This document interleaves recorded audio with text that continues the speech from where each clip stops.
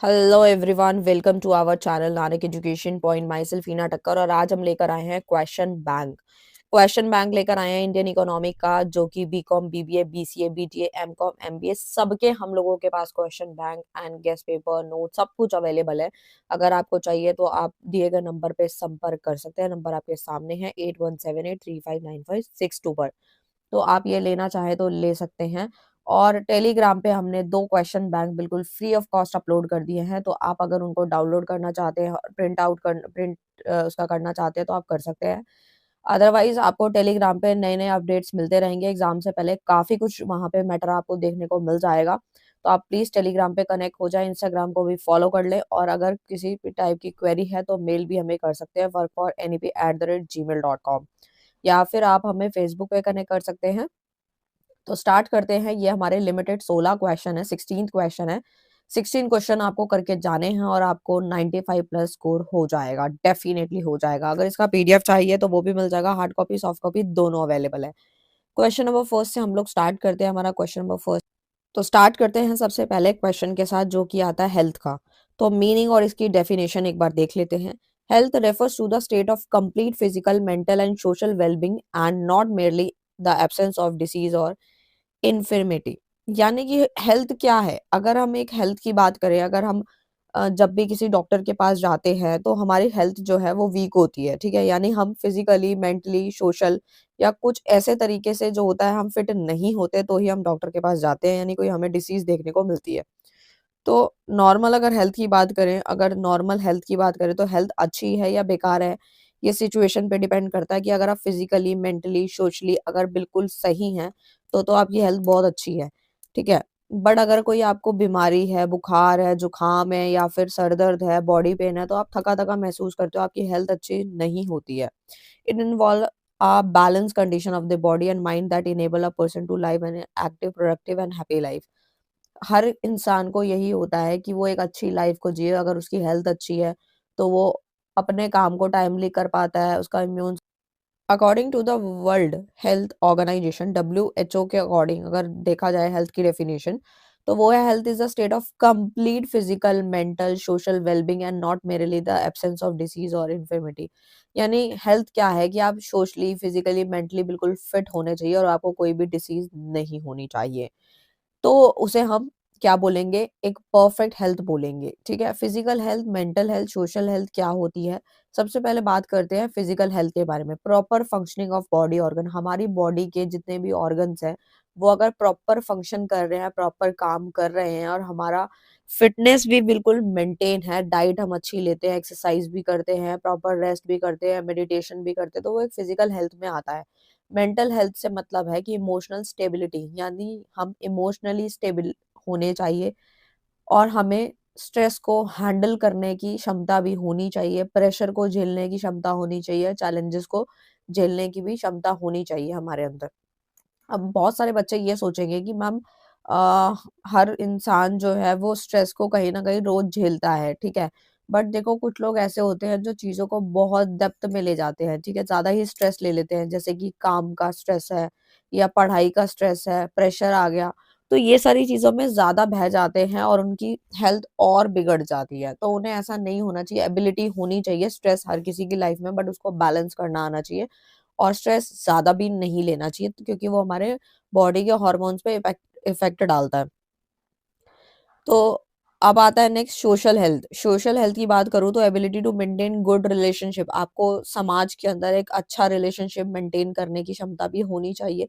Adapt well to social environment, यानी जो समाज के आस-पास की जितने भी सोसाइटी से रिलेटेड चीज़ें हैं वो भी हमारे अंदर। नेक्स्ट आता है कि आपका स्पिरिचुअल हेल्थ क्या होती है? सेंस ऑफ पर्पस होता है, इनर पीस, आपकी अंदर की शांति जिसे कह सकते हो, मोरल वैल्यूज होने ज़रूरी है। ऑक्यूपेशनल हेल्थ में आता है कि हेल्थ को मेंटेन करोगे and safety in the workplace, यानी कि अगर ऑक्यूपेशनल हेल्थ तो वही मानी जाती है कि अगर आप फिजिकली फिट हो, बिल्कुल ही फिट हो, यानी कि आपकी हेल्थ बिल्कुल मेंटेन है, तो आप अपना काम ढंग से कर पाओगे। लेकिन अगर आप बीमार हो तो आप ज़्यादा काम नहीं कर पाओगे, है ना?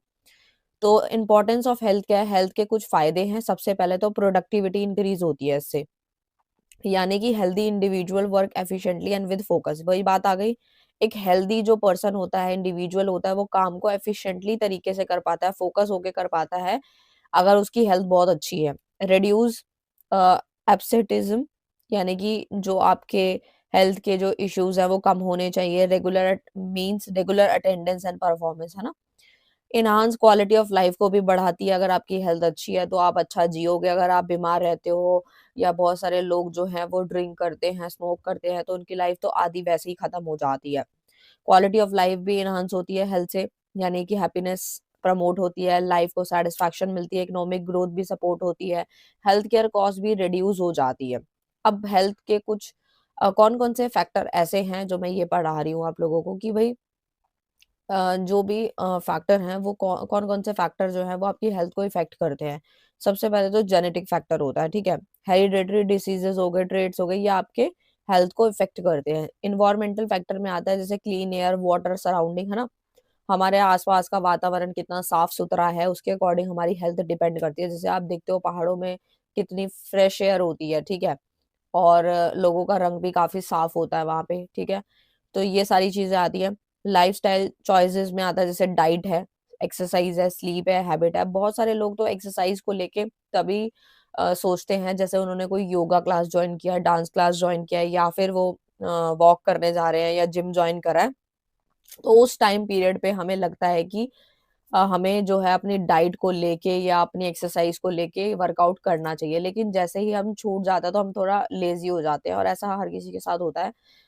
सबके साथ नहीं होता, लेकिन जो चीज़ें कुछ लोग जो हैं वो डाइट को लेके बहुत ज़्यादा सोचते हैं या फिर वो डाइट कॉन्शियस है तो वो कंटिन्यू करते रहते हैं। तो लाइफ़स्टाइल चॉइसेस पे भी डिपेंड करती है कि आपकी जो डाइट है, एक्सरसाइज है, आपकी स्लीप कितने देर की है, 7 टू 8 आवर्स आप स्लीप ले रहे हो, नहीं ले रहे, या फिर आप सिर्फ 2 घंटे ही सो रहे हो या नींद नहीं आ रही। हैबिट्स हैं जैसे कि स्मोकिंग एंड अल्कोहल, इन्होंने यहाँ पे एग्जांपल्स दिए जो मैंने आपको पहले ही बता दिए। सोशल इकोनॉमिक कंडीशन में आता है इनकम, एजुकेशन, ऑक्यूपेशन, ये भी आपकी हेल्थ को इफेक्ट करते हैं। बहुत सारे बच्चे सोचेंगे कि मैम इनकम, एजुकेशन, ऑक्यूपेशन कैसे हमारी हेल्थ को इफेक्ट करती है।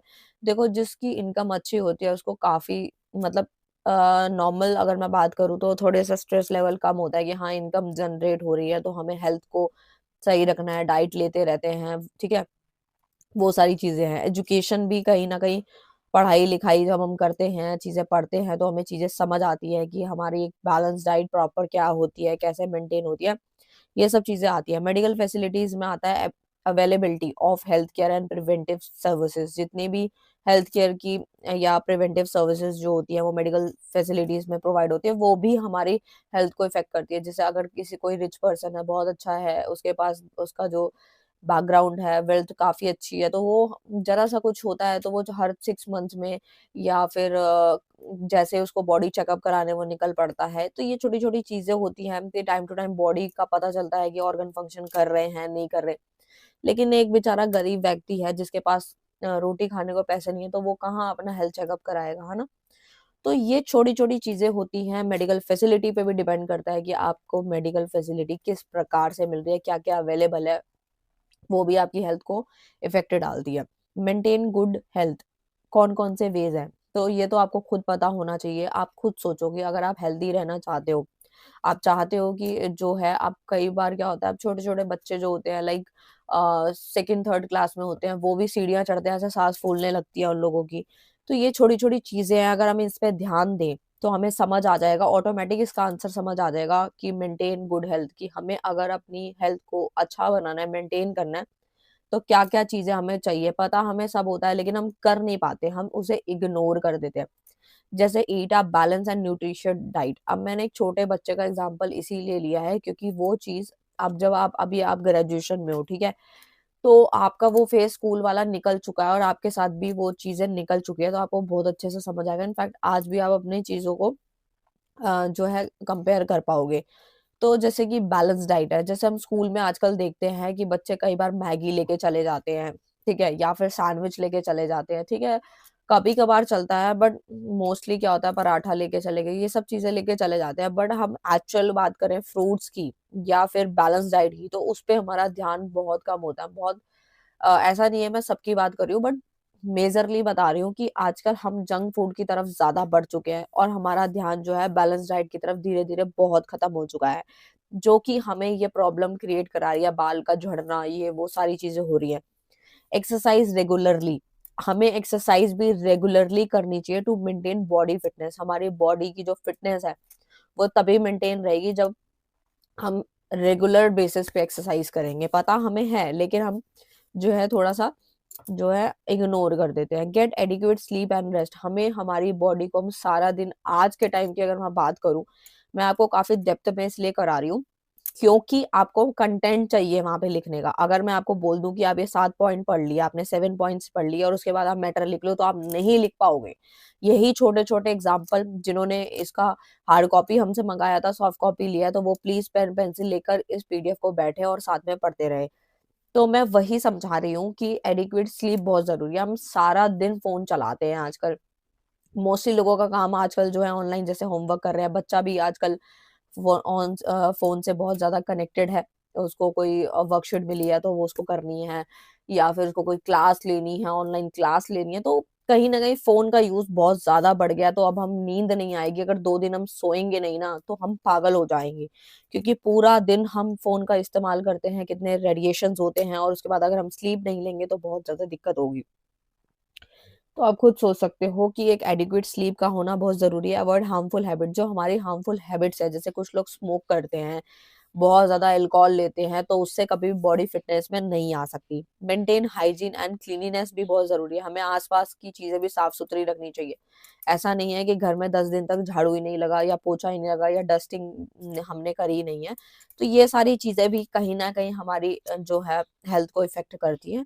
मैनेज स्ट्रेस, हमें स्ट्रेस को मैनेज करना है, ये काफी इंपॉर्टेंट पॉइंट है जो कि आज के यूथ के लिए मोस्ट इंपॉर्टेंट है। कि अगर आपने आज के टाइम पे अपने स्ट्रेस लेवल को मेंटेन या मैनेज करना सीख लिया, तो आपको आगे बहुत ज्यादा आप तरक्की कर जाओगे। Go for regular health checkup, आ गया ना वही वाली बात कि हमें टाइमली बेसिस पे, मैं ये नहीं कह रही कि हाँ आपको हर महीने चेकअप करवाओ आप, बट 6 मंथ्स में तो आपको हेल्थ चेकअप करवा ही लेने चाहिए।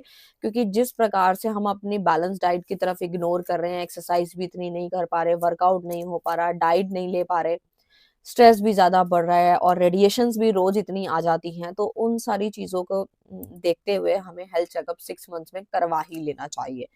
नेक्स्ट आता है, क्वेश्चन नंबर 2 आता है, economic development and under development. आप मुझे प्लीज कमेंट करना, मैं इतने डिटेल में करा रही हूँ, इससे ज्यादा डिटेल में चाहते हो या फिर इससे कम डिटेल में, तो प्लीज मुझे कमेंट करना। और प्लीज अटेंडेंस जरूर लगा देना, ठीक है? क्योंकि यार आप लोग अटेंडेंस लगाते हो तो मेरे को बड़ा सही लगता है, कि पता लगता है कि आप लोग वीडियो को बहुत ध्यान से सुन रहे हो, समझ रहे हो मेरे एग्जाम्पल जो मैं देती हूँ। ठीक है, तो प्लीज कमेंट करना। तो इकोनॉमिक डेवलपमेंट, और एक चीज और बोलना चाहूंगी कि जो बच्चे हैं ये जिनकी बैक आई हुई है इस सब्जेक्ट के अंदर, क्योंकि काफी बच्चों के मेरे को कमेंट आए थे कि मैम हम लोगों ने कुछ भी नहीं पढ़ा था और मैटर कंटेंट बना बना के लिखा था तो हमारी बैक आ गई है। बहुत सारे बच्चों के मैसेज आते हैं, कॉस्ट अकाउंटिंग में बैक है या इस सब्जेक्ट में बैक है। तो मैं एक चीज बता दूं आप लोगों को, जिन जिन बच्चों की बैक आ रखी है वो मुझे पर्सनली मैसेज करें, मैं उनका समाधान करूंगी, उनको प्रॉपर एक गाइडेंस दूंगी कि आपको गेस्ट पेपर पढ़ना चाहिए या फिर आपको क्या इंपॉर्टेंट क्वेश्चन पढ़ने चाहिए। आप मुझे टेक्स्ट कर देना, बिल्कुल शर्म मत करना कि मैम क्या सोचेंगी, तो ऐसा बिल्कुल नहीं है। हमारी टीम उस पर काम करेगी और हम आपको पूरा गाइड करेंगे। अब कई बच्चे ऐसे होते हैं, ये पॉइंट मैं प्लीज थोड़ा सा ले रही हूँ क्योंकि बहुत सारे बच्चों की जिंदगी इसी पे अटकी हुई है और मुझे बिल्कुल पसंद नहीं है कि मैं सिर्फ पढ़ाती जा रही हूँ और आप लोगों की कोई हेल्प नहीं कर पा रही। तो मुझे भाई हेल्प करनी है, मैं आप लोगों को पढ़ाती भी इसी प्रकार से हूँ कि आप लोग मेरे सामने बैठे हो और मैं आप लोगों को पढ़ा रही हूँ। और जो आपके मन में डाउट है, टेंशन है, उसको भी मेरे को खत्म करना है। तो बहुत सारे बच्चों के मैंने 2-3 दिन पहले भी मैसेजेस पढ़े और इनफैक्ट मुझे फोन भी आए थे। और उनका समस्या यही है कि मैम हमारी पूरा का पूरा ग्रेजुएशन कंप्लीट हो गई है लेकिन हमें कॉस्ट अकाउंटिंग में 2 बार बैक मिल गई है। ऐसे कई बच्चों को मैंने देखा है जिनकी जो एक एक सब्जेक्ट, दो दो सब्जेक्ट के पीछे उनको पूरे साल लटका रखा है और हालांकि उनकी पूरी डिग्री वैसे कंप्लीट हो चुकी है, पूरा सब में वो पास है, एक या दो जो पेपर वो लोग देते हैं लेकिन उसमें बार बार बैक आ जाती है। तो वो बहुत ज्यादा टेंशन में है, तो भाई उनका समाधान हम लोगों के पास है। आप ये मत सोचना कि कोई 2-4 वीडियो देख के चले जाओगे और आप पास हो जाओगे। जिन बच्चों के 2 नंबर 4 नंबर ऐसे आ रहे हैं और रीवैल्यूएशन कराने के बाद भी वो पास नहीं हो पा रहे, तो उसका समाधान हम लोगों के पास है। वो जो दिक्कत का समाधान हम लोग कर देंगे। और अगर आपने हमारे साथ कनेक्ट कर लिया, हम लिख कर देते हैं कि आप डेफिनेटली इस बार पास हो जाओगे 110%। आप हमें व्हाट्सएप करें और बताएं कि किस सब्जेक्ट में आपने जो है बैक आपकी आई है। ठीक है, तो उसका समाधान हम जल्द निकालेंगे आपकी सिचुएशन के अकॉर्डिंग।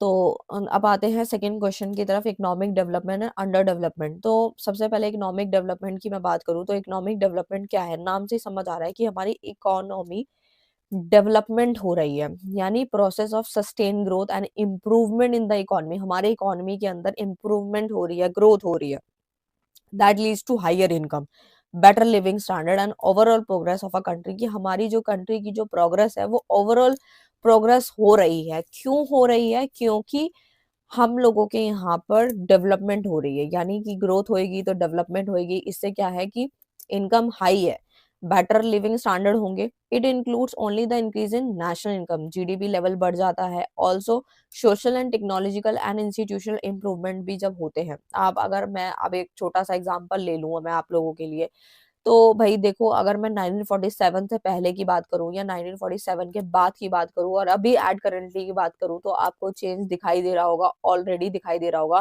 क्योंकि आपने इंडियन इकोनॉमी को बहुत ध्यान से पढ़ा है क्लास 12th में, तो आपको पता होगा।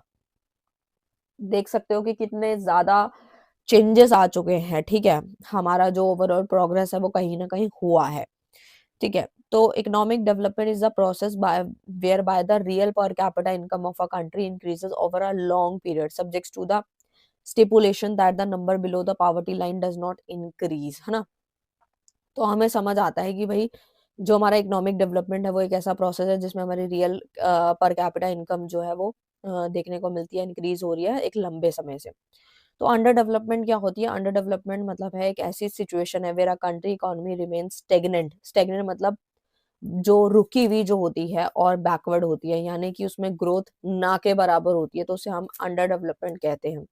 लो इनकम होना, अब इसके अंदर ये तो पॉइंट है, ये जब हमारी इकोनॉमी के अंदर इनकम लो होगी, इंफ्रास्ट्रक्चर भी बेकार होगा, पुअर होगा, बेरोजगार ज्यादा होंगे, वाइड स्प्रेड पॉवर्टी देखने को मिलेगी, तो उसे हम क्या बोलते हैं? अंडर डेवलपमेंट कहते हैं, कि हमारा देश तरक्की नहीं कर रहा है, स्टेगनेंट है उसकी जो भी हमारी कंट्री, जो इकोनॉमी जो काम कर रही है, वो ऐसी सिचुएशन है जहाँ पे ग्रोथ बिल्कुल स्टेगनेंट है, रुकी हुई है, ठीक है।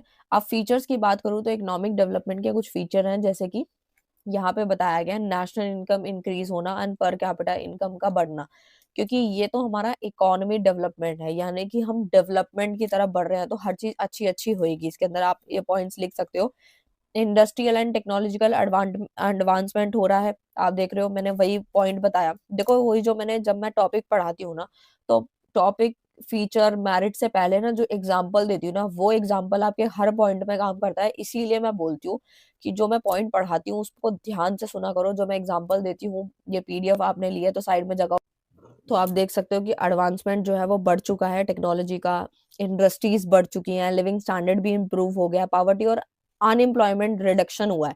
बिल्कुल गरीबी खत्म नहीं हुई है, लेकिन पहले से कम हो गई है, क्योंकि जो लोग हैं वो पढ़ लिख रहे हैं और कमा रहे हैं, बिजनेस कर रहे हैं, जॉब कर रहे हैं, एजुकेशन सेक्टर एक्सपैंड हुआ है, हेल्थ केयर भी बढ़ गया है। कहाँ पहले अगर हम पिछली किताबें उठा करके देख लें और पिछला डेटा उठा करके देख लें, तो जो हेल्थ केयर है, एजुकेशन है, कहाँ स्कूल इतने कम हुआ करते थे, आजकल कितने प्राइवेट स्कूल खुल चुके हैं, कहाँ बेड्स नहीं हुआ करते थे हॉस्पिटल में, आज इतने सारे बेड्स हो चुके हैं, यानी रीजन ग्रोथ बैलेंस हो रही है। अब नेक्स्ट आता है अंडर डेवलपमेंट के कुछ फीचर्स हैं, जैसे कि लो पर कैपिटा इनकम, वहां पे हर चीज इंक्रीज करके दिखानी है, तो यहाँ पे डिक्रीज और लो करके दिखानी है। बहुत इजी पॉइंट्स है, ऐसे बना के लिख सकते हो अगर याद नहीं होता तो। अंडर डेवलपमेंट है, यानी कि अब यहाँ डेवलपमेंट नहीं हो रहा, तो हर चीज जो भी पॉइंट है बस उसके आगे आपको लो लिखना है, ठीक है। यानी कि कम करके दिखाना है। लो पर कैपिटा इनकम हो गया। High rate of poverty, poverty भी बहुत ज्यादा बढ़ गई है, बेरोजगारी बढ़ जाएगी। डिपेंडेंस ऑन एग्रीकल्चर, हम खेती बाड़ी पे ज्यादा डिपेंड रहेंगे। इंडस्ट्रियलाइजेशन भी कम है, पुअर इंफ्रास्ट्रक्चर है, सारी बुराइयां लिख रही है उन्हीं पॉइंट्स के आगे। इलिटरेसी है, ठीक है, पढ़े लिखे लोग कम होंगे तो जॉब नहीं कर पाएंगे, जॉब नहीं करेंगे तो पैसा नहीं आएगा, पैसा नहीं आएगा तो ग्रोथ नहीं होगी, इस तरीके से। इंफ्रास्ट्रक्चर भी काफी खराब है, रोड्स एंड इलेक्ट्रिसिटी। इलिटरेसी भी है, पुअर हेल्थ है, अनइक्वल डिस्ट्रीब्यूशन ऑफ वेल्थ है। तो ये मैंने समझा दिया, बाकी इसका डिफरेंस करना चाहो तो आप लोगों के लिए बनवा दिया है हम लोगों ने। तभी बोल रही हूँ कि ये क्वेश्चन बैंक बहुत ही ज्यादा काम का है, कि अगर आपको ऐसे समझ में नहीं आ रहा तो आप ऐसा डिफरेंस भी इसको कर सकते हो। नेक्स्ट आता है एमएसएमईज क्या होता है। मैं आप लोगों को कुछ इसी प्रकार से पढ़ाती हूँ कि भाई आप लोगों को लगे ना कि भाई हम लोग कहाँ से ही पढ़ रहे हैं, ठीक है। आपको बस कान में लीड लगानी है, ठीक है, और ईयरपॉड्स जो भी आप लगाना चाहते हो आप लगाओ और इसको अच्छे से सुनते रहो। और जितनी बार वीडियो देखोगे ना उतनी बार कंसेप्ट क्लियर होगा और माइंड में एग्जाम्पल सेट हो जाता है। अगर बहुत सारे बच्चे ऐसे भी हैं जो जॉब कर रहे हैं, हम लोग उन्हीं के लिए शॉर्टकट लेकर आते हैं, और अगर आप 3-4 बार वीडियो भी देख लोगे, एग्जाम्पल माइंड में सेट हो जाएगा, तो भी आप आराम से पास हो जाओगे, ठीक है? अगर आपके पास हाथ से लिखने का टाइम नहीं है तो, ठीक है? एमएसएमईज में आता है meaning definition. MSME stands for micro small medium enterprises. होता क्या है ये? They are the business units engage in the production, manufacturing और service activities on a small और मीडियम स्केल। ये बोलता है कि ये एक तरीके का they are the business unit engage. इसके अंदर बिजनेस की जितनी भी यूनिट्स होती है ना, वो इंगेज होती हैं इन द प्रोडक्शन, मैन्युफैक्चरिंग, सर्विस की एक्टिविटीज ऑन अ स्मॉल और मीडियम स्केल। छोटे लेवल का और मीडियम स्केल के लेवल के लिए बनाया गया है। These enterprise are vital for a country, economic growth के लिए है, एम्प्लॉयमेंट जनरेशन के लिए है और इंडस्ट्रियल डेवलपमेंट के लिए बेसिकली है। तो इसके अंदर होता क्या है? MSME are the small scale business unit that contribute to employment. ये हमारे कंट्रीब्यूशन देता है लोगों को काम देने के लिए, प्रोडक्शन देने के लिए और एक्सपोर्ट करने के लिए। यहाँ पे कुछ कैटेगरीज है जो कि बताई गई हैं। एमएसएमई एक्ट 2006 रिवाइज हुआ था 2020 में। तो माइक्रो एंटरप्राइज जो है, investment in the plant and machinery में अगर आप इन्वेस्ट करते हो तो अप टू 1 करोड़ तक कर सकते हो। एनुअल टर्नओवर आपकी अप टू 5 करोड़ रहेगी। स्मॉल एंटरप्राइज है अप टू 10 करोड़ है, और मीडियम के लिए अप टू 50 करोड़ है। फिर नेक्स्ट आता है कि भाई इनकी एनुअल टर्नओवर कितनी होगी? अप टू 50 करोड़ है, अप टू 250 करोड़ है। अप्लाई टू बोथ मैन्युफैक्चरिंग या सर्विस सेक्टर में ये अप्लाई होता है। अगर मैं बात करूं फीचर ऑफ एमएसएमई की, तो उसमें आता है कि स्मॉल कैपिटल इन्वेस्टमेंट होती है। बहुत छोटे लेवल से आप इन्वेस्टमेंट कर पाते हो। ऑपरेट विद लिमिटेड रिसोर्सेज, आपके पास रिसोर्सेज संसाधन भी बहुत कम है, जैसे कैपिटल भी एक रिसोर्स ही है, ठीक है? लोकल एम्प्लॉयमेंट जनरेशन होता है, provide job at low cost. आप छोटे लेवल पे जॉब दे के कम दाम में, मतलब कम वेजेस में आप जो है जॉब्स प्रोवाइड कर सकते हो, खास करके गांव के एरिया में। फ्लेक्सिबिलिटी रहती है। जैसे एमएसएमई का मैं एग्जांपल देती हूँ कि कोई बिजनेस करना चाहता है तो उसको जो है लोन चाहिए, ठीक है, 10 लाख तक का, तो एमएसएमई प्रोवाइड कर देगा, ठीक है। डॉक्यूमेंटेशन होएगी, फिर उसको 10 लाख का वो प्रोवाइड हो जाएगा। अगर वो कोई भी बिजनेस करना चाहता है, प्रॉपर उसकी फाइल लगेंगे और उसको वो बिजनेस स्टार्टअप हो जाएगा, वो ले लेगा। हाँ, उसके पास अगर कोई कोटा वगैरह है तो उसको यहाँ पर जो है सब्सिडीज मिल जाएंगी, बट अदरवाइज तो उसको पे ऑफ करना होगा, और काफी हद तक मिल जाती है। और नहीं भी है तो काफी हद तक उसको बेनिफिट मिलता है एमएसएमई में। फ्लेक्सिबिलिटी रहती है, easy adaptable to market changes है, टेक्नोलॉजी यूज भी काफी लो होता है इसके अंदर। कंट्रीब्यूशन रहता है एक्सपोर्ट का और इनकरेज एंटरप्रेन्योरशिप। ये तो बात है ही है, क्योंकि अगर आप कोई बिजनेस के लिए उधारी ले रहे हो तो आपको आगे भी पर्सन चाहिए, तो यानी कि आपने सेल्फ एम्प्लॉयमेंट या इनोवेशन को प्रमोट किया और आपने आगे काम दिया। एमएसएमईज के कुछ इंपॉर्टेंस है, तो सबसे पहला आता है एम्प्लॉयमेंट जनरेशन। इससे काम भी जनरेट होता है, रिलीजियस डेवलपमेंट भी हो जाती है, इंडस्ट्रियल ग्रोथ भी हो रही है, प्रमोशन हो रहा है एक्सपोर्ट का, और इनोवेशन भी इनकरेज हो रहा है। वही सारे पॉइंट्स हैं। चैलेंजेस कुछ फेस होते हैं आप लोगों के एमएसएमईज में। Low of finance and credit facilities. यहाँ पर क्या है, क्रेडिट की फैसिलिटी मिली मिली ना आपको, उधार की फैसिलिटी मिल रही है। और लैक ऑफ फाइनेंस, यानी कि कुछ चैलेंजेस फेस होते हैं जो कि एमएसएमईज में, जिसके पास फंड नहीं है तो वो यहाँ जाके फंड मांग लेता है। लो टेक्नोलॉजिकल डेवलपमेंट है यहाँ पर, ठीक है, कुछ चैलेंजेस फेस होते हैं। लिमिटेड मार्केटिंग है, एक्सपोर्ट सपोर्ट है, पुअर इंफ्रास्ट्रक्चर है, पावर सप्लाई है, competition from large industries and import. ये भी थोड़ी दिक्कत है कि यहाँ पर जो मीडियम और लो लेवल की स्केल की इंडस्ट्रीज होती हैं, और यहाँ पे थोड़े से लार्ज इंडस्ट्रीज के साथ कंपटीशन बिठाना पड़ता है, ठीक है। तो कंक्लूजन यहाँ लिखा हुआ है, MSME are the backbone of the Indian economy. यानी हमारे देश के अंदर जो इकोनॉमी जो है, वो एमएसएमई जो है वो एक बैकबोन है, जो कि हमारे को एम्प्लॉयमेंट में, एक्सपोर्ट में, इंडस्ट्रियल ग्रोथ में जो है वो कंट्रीब्यूशन देती है। विद प्रॉपर फाइनेंशियल सपोर्ट, मैंने अभी बताया कि वो फाइनेंशियल सपोर्ट देती है, अभी एग्जांपल दिया जो मैंने, टेक्नोलॉजी अडॉप्शन है, ये सारे पॉइंट्स आते हैं। तो ये ना जिन बच्चों को ऊपर वाला याद नहीं होगा, तो वो ये ना एग्जाम में ना बस इतना पढ़ के चले जाना, इसी को बना के लिख देना। नेक्स्ट आता है, अब ये सारी छोटी छोटी चीजें आपको किसी किताब में नहीं मिलने वाली, और इग्नू के किसी किताब में नहीं दिखेगी। इन शॉर्ट लिखा है, या 2 लाइन में अगर आप पढ़ के जाना चाहते हो तो बना के कंटेंट लिख दो।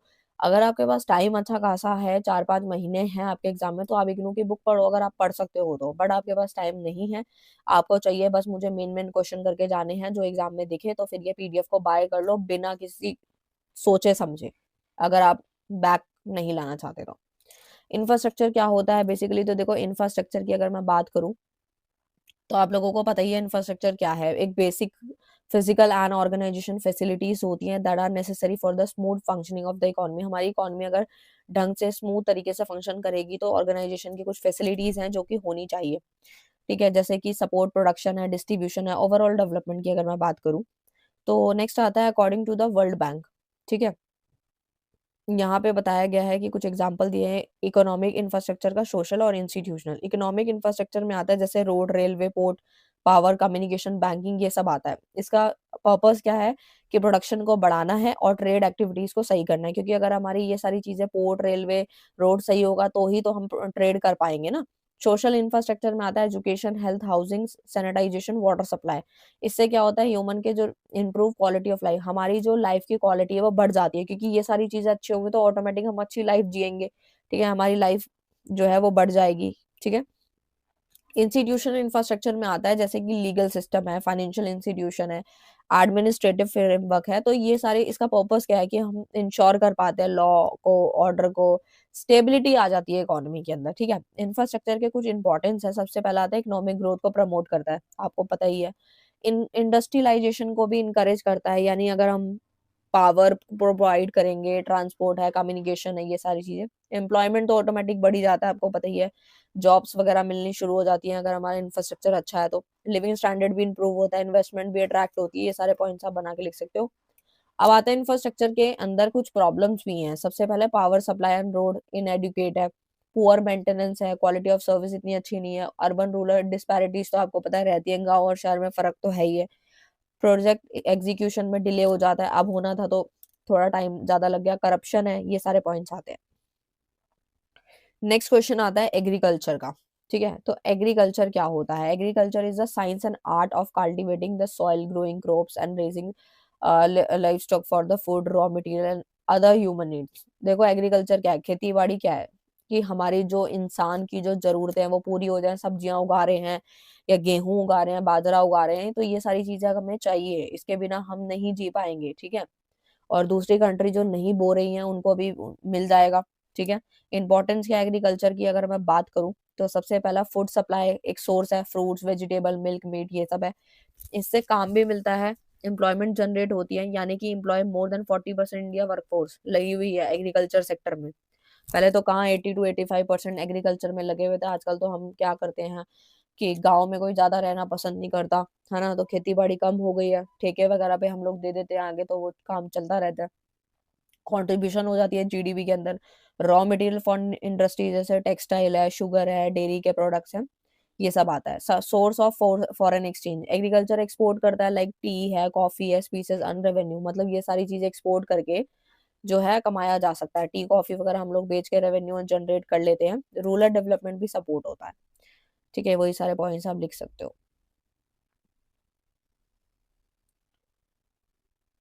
उसके बाद आ जाते हैं नेक्स्ट क्वेश्चन पे, वो आता है एजुकेशन सेक्टर का।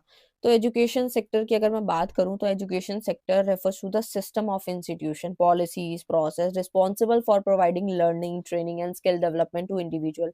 हर एक इंडिविजुअल को अपनी लाइफ के अंदर जो है एजुकेशन सेक्टर की जरूरत पड़ती है। अगर वो पढ़ा लिखा है, उसको कहीं ना कहीं से लर्निंग हो रही है, वो ट्रेन भी हो रहा है, स्किल भी उसके अंदर आ रही है, तो कहीं ना कहीं वो कहाँ से सीख रहा है, स्कूल से भी सीख रहा है, कॉलेज से भी सीख रहा है, यूनिवर्सिटी से भी सीख रहा है, या कोई वोकेशनल इंस्टीट्यूशन से जाके सीख रहा है, तो उससे होता क्या है, तो उससे हमारा ह्यूमन रिसोर्स डेवलपमेंट होती है और नेशनल में भी प्रोग्रेस होती है, ठीक है। अगर मैं इसके एजुकेशन सेक्टर के कुछ इंपॉर्टेंस की बात करूं, उसके कुछ फायदे की बात करूं, तो आप खुद अपने माइंड में ये क्वेश्चन सोच सकते हो कि भाई अगर कोई इंसान पढ़ा लिखा है तो उसके कुछ फायदे हैं क्या, एजुकेशन सेक्टर का कोई फायदा है क्या। ह्यूमन रिसोर्स डेवलपमेंट यानी कि नॉलेज बिल्ड होती है, स्किल बढ़ जाती है, इकोनॉमिक में ग्रोथ होती है, एम्प्लॉयमेंट जनरेट होती है। काफी सारे पॉइंट तो इतने सिमिलर है ना, आप 4-5 पॉइंट रट्टा मार लो, सब में लिख सकते हो। सोशल डेवलपमेंट का होना, पावर्टी भी कम हो जाती है, आप पढ़े लिखे हो गए, लिविंग स्टैंडर्ड आपका बढ़ जाएगा, आपकी जॉब अच्छी होगी तो गरीबी नहीं देखने को मिलेगी आपको। लेकिन जो लोग पढ़े लिखे नहीं हैं, जिनके पास पैसा इन्वेस्ट करने को नहीं है बिजनेस के अंदर, तो उनको गरीबी देखनी पड़ जाती है, ठीक है, ना चाहते हुए भी देखनी पड़ जाती है। एजुकेशन लेवल क्या है, level of education in India की अगर मैं बात करूँ, चैलेंजेस की बात करूँ एजुकेशन सेक्टर के अंदर, तो क्या है, ड्रॉप आउट रेट बहुत हाई है, खासकर कि गाँव के अंदर। बेटियों को पढ़ने नहीं दिया जाता था पहले, ठीक है, कि नहीं पढ़ लिख के क्या करेगी, शादी तो हो ही जानी है। ये सारी मेंटालिटी है जो वो थोड़ा-सा खराब कर दिया। क्वालिफाइड टीचर की शॉर्टेज हो रही है। इनएडिक्वेट इंफ्रास्ट्रक्चर है, फैसिलिटीज़ नहीं है, गाँव में जाने तक का साधन नहीं है, कोई बस नहीं चल रही, ये नहीं चल रही। आजकल तो काफ़ी फैसिलिटीज़ है, लेकिन कई गाँव ऐसे भी हैं या कई लोगों की मेंटालिटी आज भी वहीं अटकी हुई है कि लड़की पढ़ के क्या ही करेगी, थोड़ा बहुत पढ़ा दिया, चलो 10वीं 12वीं करा के शादी करके छुट्टी, ठीक है? बट फिर बाद में पछताते हैं वो लोग कि हमने अपनी बेटी को पढ़ने क्यों नहीं दिया। जब उस पे अत्याचार होते हैं तो समझ में आती है। क्योंकि आज के टाइम पे अगर हम बात करें एक एजुकेशन लेवल की, तो हर एक लड़की का इंडिपेंडेंट होना बहुत ज़रूरी है, नहीं पता होता कि कब क्या हो जाए। इनएडिक्वेट इंफ्रास्ट्रक्चर फैसिलिटीज़ है, डिजिटल डिवाइड है, ठीक है, lack of access to online learning है, लो क्वालिटी ऑफ एजुकेशन है, गवर्नमेंट स्कूल्स के अंदर हालाँकि पढ़ाई करवाई जाती है, लेकिन उस लेवल की नहीं है जिस लेवल की हमें चाहिए होती है, ठीक है। जेंडर एंड रीजन इनइक्वालिटी की बात करूँ तो वो तो रहता ही है, mismatch between education and employment needs के बारे में बात करते हैं। नेक्स्ट आता है कुछ गवर्नमेंट ने इनिशिएटिव लिए थे एजुकेशन डेवलपमेंट के अंदर। सबसे पहला आता है national education policy NEP 2020।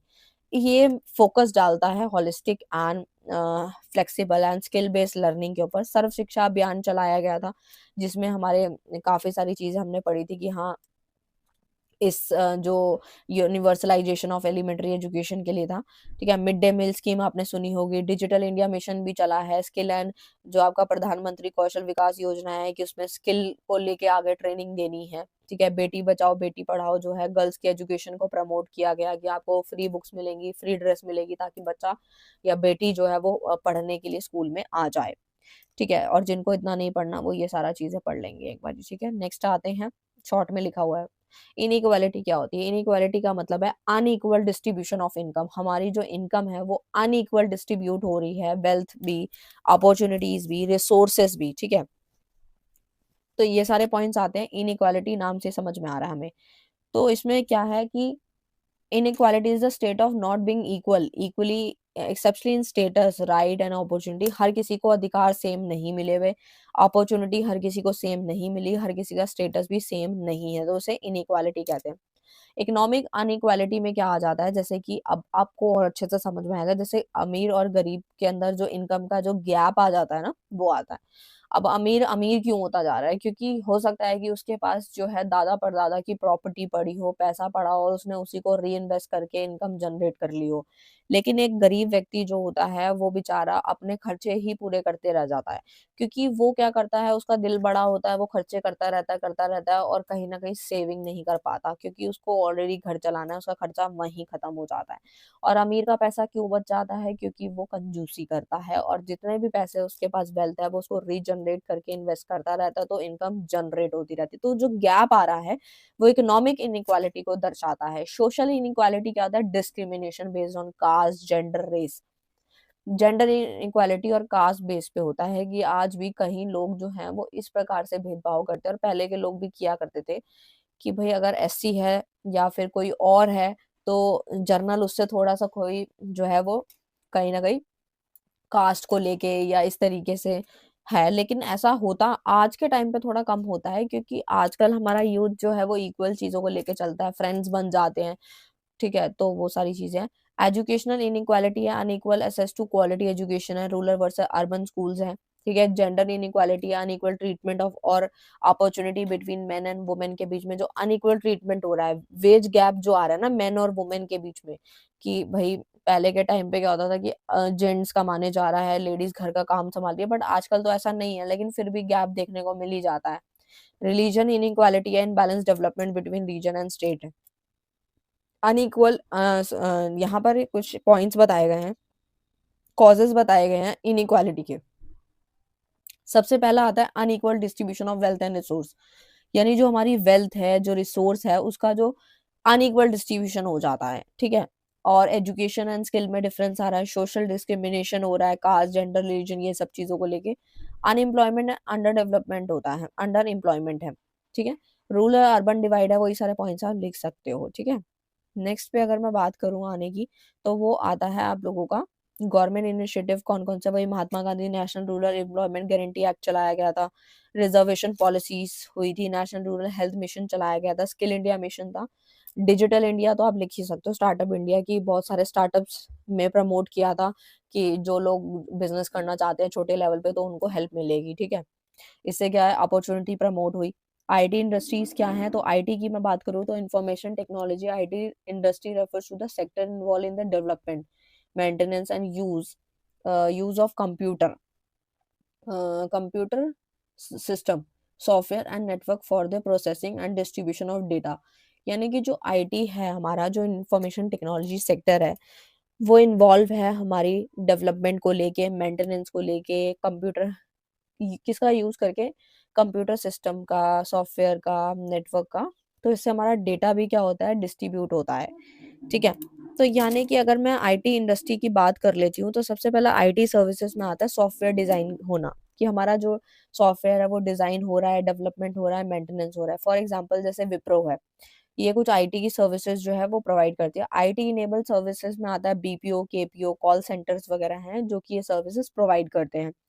Hardware की बात करूँ तो एचपी है, लेनोवो है, ये कंप्यूटर्स बनाती हैं, ठीक है, सर्वर्स वगैरह मेंटेन करती है, मैन्युफैक्चर करती हैं। सॉफ्टवेयर प्रोडक्ट में आता है जैसे माइक्रोसॉफ्ट हो गया, टीसीएस हो गया, या एप्लीकेशन को डेवलपमेंट में लाती हैं और सिस्टम पे काम करती है। ई कॉमर्स और इंटरनेट सर्विस की बात करूँ तो ऑनलाइन बिजनेस प्लेटफॉर्म्स हैं, डिजिटल सर्विसेज है जैसे कि अमेजोन है, फ्लिपकार्ट है, पेटीएम है, ये सारे ई कॉमर्स प्लेटफॉर्म हैं, यानी कि इंटरनेट सर्विस के बिना नहीं चलते। आईटी इंडस्ट्रीज के कुछ फायदे हैं, तो सबसे पहले ये सब जब हुआ, लाइक मैं एग्जांपल लेती हूँ अमेजोन फ्लिपकार्ट का, तो आप देख सकते हो कितने सारे डिलीवरी बॉयज हैं या फिर इतने सारे लोग उस पर काम कर पा रहे हैं।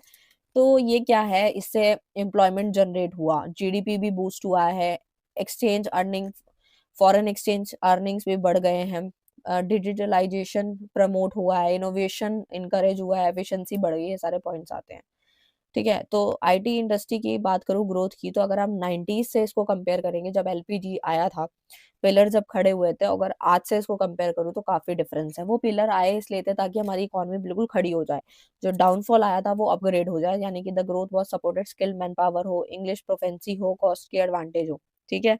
आईटी सेक्टर ने कंट्रीब्यूट किया है 8 to 10% टू इंडिया जीडीपी में, इन्होंने कंट्रीब्यूट किया है। आप सोच सकते हो बड़ी बड़ी कंपनीज हैं, एमएनसीज के यहाँ नाम लिखे गए हैं, जो कि आपके रिलेशन में या फिर कोई रिलेटिव में काम भी कर रहा होगा इन कंपनीज में, जैसे आईबीएम है, एसेंचर है, माइक्रोसॉफ्ट है, ओरेकल है, गूगल है, काफी एमएनसीज के नाम हैं जिसपे जो लोग जाते हैं, इंटरव्यूज होते हैं, काफी राउंड्स होते हैं, बट सैलरी पैकेज बहुत अच्छा होता है यहाँ पर।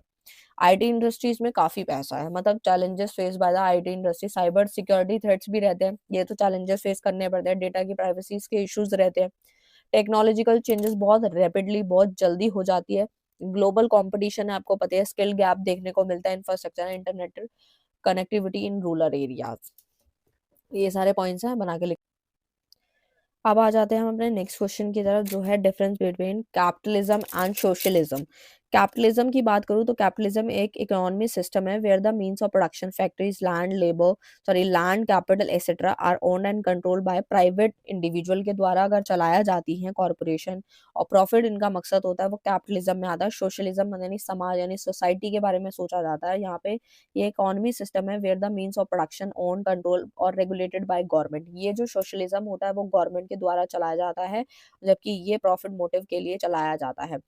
ओनरशिप रिसोर्स की बात करूँ तो प्राइवेट इंडिविजुअल्स आएंगे, आपको पता है बिजनेस ओन रिसोर्सेज, उनके बिजनेस के खुद के रिसोर्स होंगे। और जबकि यहाँ पे क्या होगा, ये किसके द्वारा चलाया जाता है, मैनेज रिसोर्स इंडस्ट्री, यानी कि द स्टेट और community own and manage resources and industry, government के द्वारा चलाए जाते हैं। प्रॉफिट की बात करूँ तो यहाँ पे मेन मोटिव होता है प्रॉफिट का, और यहाँ पे समाज की सेवा करना, और मेन जो है वो कलेक्टिव बेनिफिट होता है, यानी सोशल वेलफेयर के लिए काम किया जाता है, प्रॉफिट के लिए काम नहीं किया जाता। यही 2-3 पॉइंट्स आप लिख सकते हो, एग्जाम्पल के तौर पे आप यहाँ लिख सकते हो यूनाइटेड स्टेट, जापान, यूके हो गया, और यहाँ पे आता है China in part, Cuba, north Korea, farmer, ये सब आते हैं इसमें, ठीक है।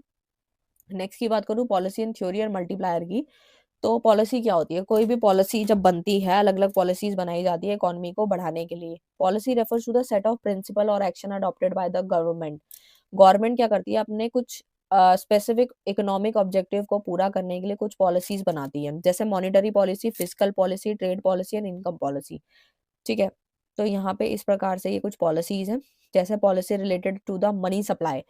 मनी सप्लाई से रिलेटेड अगर है या फिर इंटरेस्ट रेट जो कंट्रोल होता है by the central bank RBI, तो वो हमारी मॉनेटरी पॉलिसी, मॉनेटरी मतलब पैसों से रिलेटेड वाली। फिजिकल में आती है गवर्नमेंट फिस्कल पॉलिसी आती है, जो गवर्नमेंट पॉलिसी रिगार्डिंग टैक्सेशन है, पब्लिक एक्सपेंडिचर है, बोरिंग्स है, वो हमारी फिजिकल पॉलिसी में आती है। ट्रेड में आती है एक्सपोर्ट इम्पोर्ट आएगा। इनकम पॉलिसी में आएगा वेजेस एंड प्राइसेस को कंट्रोल करने की जो पॉलिसी बनाई जाती है। ठीक है?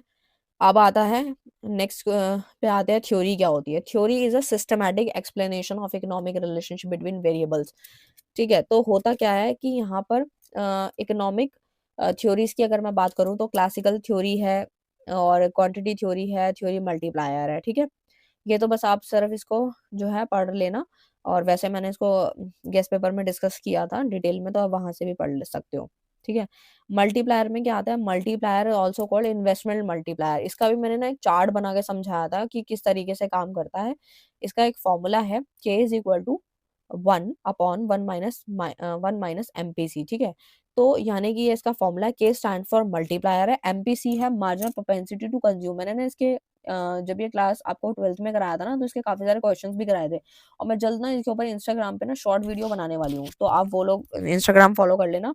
तो वहां पे भी है, देखो एक क्वेश्चन करके दिखाती हूँ मैं एमपीसी का। जैसे एमपीसी इज इक्वल टू 0.8 दे रखा है, तो फॉर्मूला आपके सामने 1 का 1 रखा फॉर्मूले का, और 1 भी रखा, माइनस रखना है हम लोगों को, क्या रखना है? एमपीसी रखना है। तो एमपीसी कितना है? 0.8 है। तो 1 - 0.8 करेंगे, पूरा सॉल्व करेंगे, तो you will get 5। Okay, multiplier जो होता है बेसिकली वर्क कैसे करता है? हमारे इन्वेस्टमेंट को इंक्रीज करने का काम करता है। ठीक है, they spend part of the income, increase income of others, यानी कि अदर्स की इनकम को भी इंक्रीज करता है। ठीक है, तो ये है।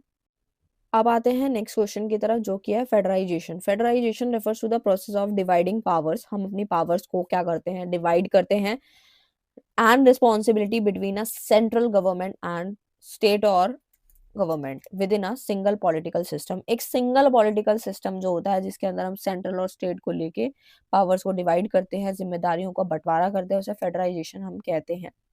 ठीक है, तो यहाँ पर आता है डिवीजन ऑफ पावर। पावर को हम लोग डिवाइड करते हैं, जैसे पावर है divided between central and state government by the constitution. जैसे यूनियन लिस्ट हो गया, स्टेट लिस्ट हो गया, कॉन्करेंट लिस्ट हो गया इन इंडिया। रिटन कॉन्स्टिट्यूशन क्या है? एक संविधान है लिखा हुआ, जो कि क्लियरली आपकी पावर को, आप फंक्शन को, हर एक लेवल ऑफ गवर्नमेंट की दर्शाता है। सुप्रीमेसी ऑफ द कॉन्स्टिट्यूशन क्या है? The constitution is the supreme law of the land, all the government must act according to it, है ना। ड्यूअल गवर्नमेंट में क्या था? सेंट्रल एंड स्टेट जो होता है, 2 level of government, each working independently, अपने तरीके से काम कर रहे हैं, अलग अलग हैं इंडिपेंडेंट तरीके से। इंडिपेंडेंट जुडिशरी की बात करूँ तो independent judiciary especially supreme court interpret the constitution, resolve dispute between the level of government. जितने भी लेवल ऑफ गवर्नमेंट के डिस्प्यूट्स हैं, उनको रिजॉल्व करने का काम कर देती है ये। बाइकैमल लेजिस्लेचर में आ जाता है आपका, लोअर हाउस हो गया और अपर हाउस आ जाता है। ठीक है, नेक्स्ट की अगर बात करूँ तो रिजिड कॉन्स्टिट्यूशन है, जो कि amendment procedures are often complex to protect the balance of power between the central and state. ठीक है, तो अगर इसके उद्देश्य की बात करूँ तो वही है, यूनिटी को मेंटेन करता है, और हमारे कॉन्सेंट्रेशन ऑफ पावर को प्रिवेंट करता है, लोकल इंटरेस्ट को प्रोटेक्ट करता है, डेमोक्रेटिक पार्टिसिपेशन को इंश्योर करता है। ठीक है, और कंक्लूजन आप लिखना चाहो तो आप लिख सकते हो, वही शॉर्ट में है जो मैंने बताया ना, उसको शॉर्ट में लिखा हुआ है, और मैं सिर्फ मेन मेन करा रही हूँ आप लोगों को। ठीक है, एनर्जी प्रोसेस की बात करूँ तो एनर्जी क्या है? Energy process refers to the series of step involve in the production, conversion, transmission, utilisation of energy to perform work और प्रोवाइड सर्विसेज। यानी कि हाउ एनर्जी इज जनरेटेड, कैसे जो एनर्जी है वो जनरेट होती है, ट्रांसफॉर्म होती है, और डेली लाइफ में कैसे इस्तेमाल करी जाती है। ठीक है, तो एनर्जी रिसोर्स एक्सट्रैक्शन, प्रोडक्शन, जैसे कि आपका एग्जांपल के तौर पे mining of coal, drilling of petroleum wells, है ना, पेट्रोल निकालना, ये सब आता है एनर्जी रिसोर्स में। थर्मल पावर प्लांट कन्वर्ट हो रहा है coal, thermal power plant convert coal into electricity, ये सब आता है। सोलर पैनल्स हो गए, ये सब आता है। एनर्जी ट्रांसमिशन डिस्ट्रीब्यूशन में आपकी जो पावर ग्रिड है, पाइपलाइन है, ट्रांसपोर्टेशन सिस्टम है, ये सब आता है कि कंज्यूमर तक कैसे जो है पानी पहुंचेगा, ये सब एनर्जी ट्रांसमिशन में आता है। एनर्जी यूटिलाइजेशन में आपकी लाइटनिंग, हीटिंग, ट्रांसपोर्टेशन, मैन्युफैक्चरिंग, ये सब आती है। ये एग्जांपल नीचे दिए हुए हैं। और रिसाइकलिंग में आपको पता ही है, रिन्यूएबल एनर्जी का इस्तेमाल होता है, लाइक वेस्ट हीट रिकवरी, है ना, ये सब आता है। और फिर आ जाता है आपके कुछ प्राइमरी एनर्जी में आता है, जैसे कोल, क्रूड ऑयल, ये सब। सेकेंडरी में आपकी इलेक्ट्रिसिटी, हाइड्रोजन, ये सब आता है। रिन्यूएबल एनर्जी में सोलर, विंड, बायोमास, ये सब आपने बहुत पहले से पढ़ रखा है, बस आपको गो थ्रू की जरूरत है। नॉन रिन्यूएबल में आता है कोल, ऑयल, नेचुरल गैस, ये सब, है ना। नेक्स्ट में अगर हम बात करें तो वही सारे पॉइंट्स आप बना के लिख सकते हो। एनर्जी प्रोसेस की इंपॉर्टेंस क्या, वही पॉइंट्स हैं। इकोनॉमिक डेवलपमेंट, लिविंग स्टैंडर्ड का इंप्रूव होना, इनोवेशन को सपोर्ट करेगा, यही सारे पॉइंट्स हैं, बार बार वही आ रहे हैं। पावर्टी क्या है, गरीबी है, आपको पता ही है। Poverty refers to a situation in which a person और a group of people lack the financial resource, उनके पास जो है मिनिमम स्टैंडर्ड ऑफ लिविंग में कमी है, ठीक है, बेसिक नीड उनकी जो है वो फुलफिल नहीं हो पा रही, तो वो गरीबी में काउंट हो जाते हैं। एब्सोल्यूट पॉवर्टी में आ जाता है when people do not have enough income to meet basic survival, मतलब उनके पास रोटी कपड़ा मकान भी नहीं है, तो वो एब्सोल्यूट पॉवर्टी में आता है। रिलेटिव में आता है व्हेन पीपल लेस इनकम और resource compare to other in the society, यानी a person earning much less than average income, मतलब वो एवरेज इनकम से भी कम कमा रहा है, तो वो रिलेटिव पॉवर्टी में आता है। और अर्बन पॉवर्टी में क्या आता है, स्लम ड्वेलर्स इन मेट्रो सिटीज, यानी कि जो शहरों के अंदर जो अपनी जरूरतों को पूरा नहीं कर पा रहे, डिग्री लेके बैठे हैं, गरीबी देखने को मिल रही है उन्हें।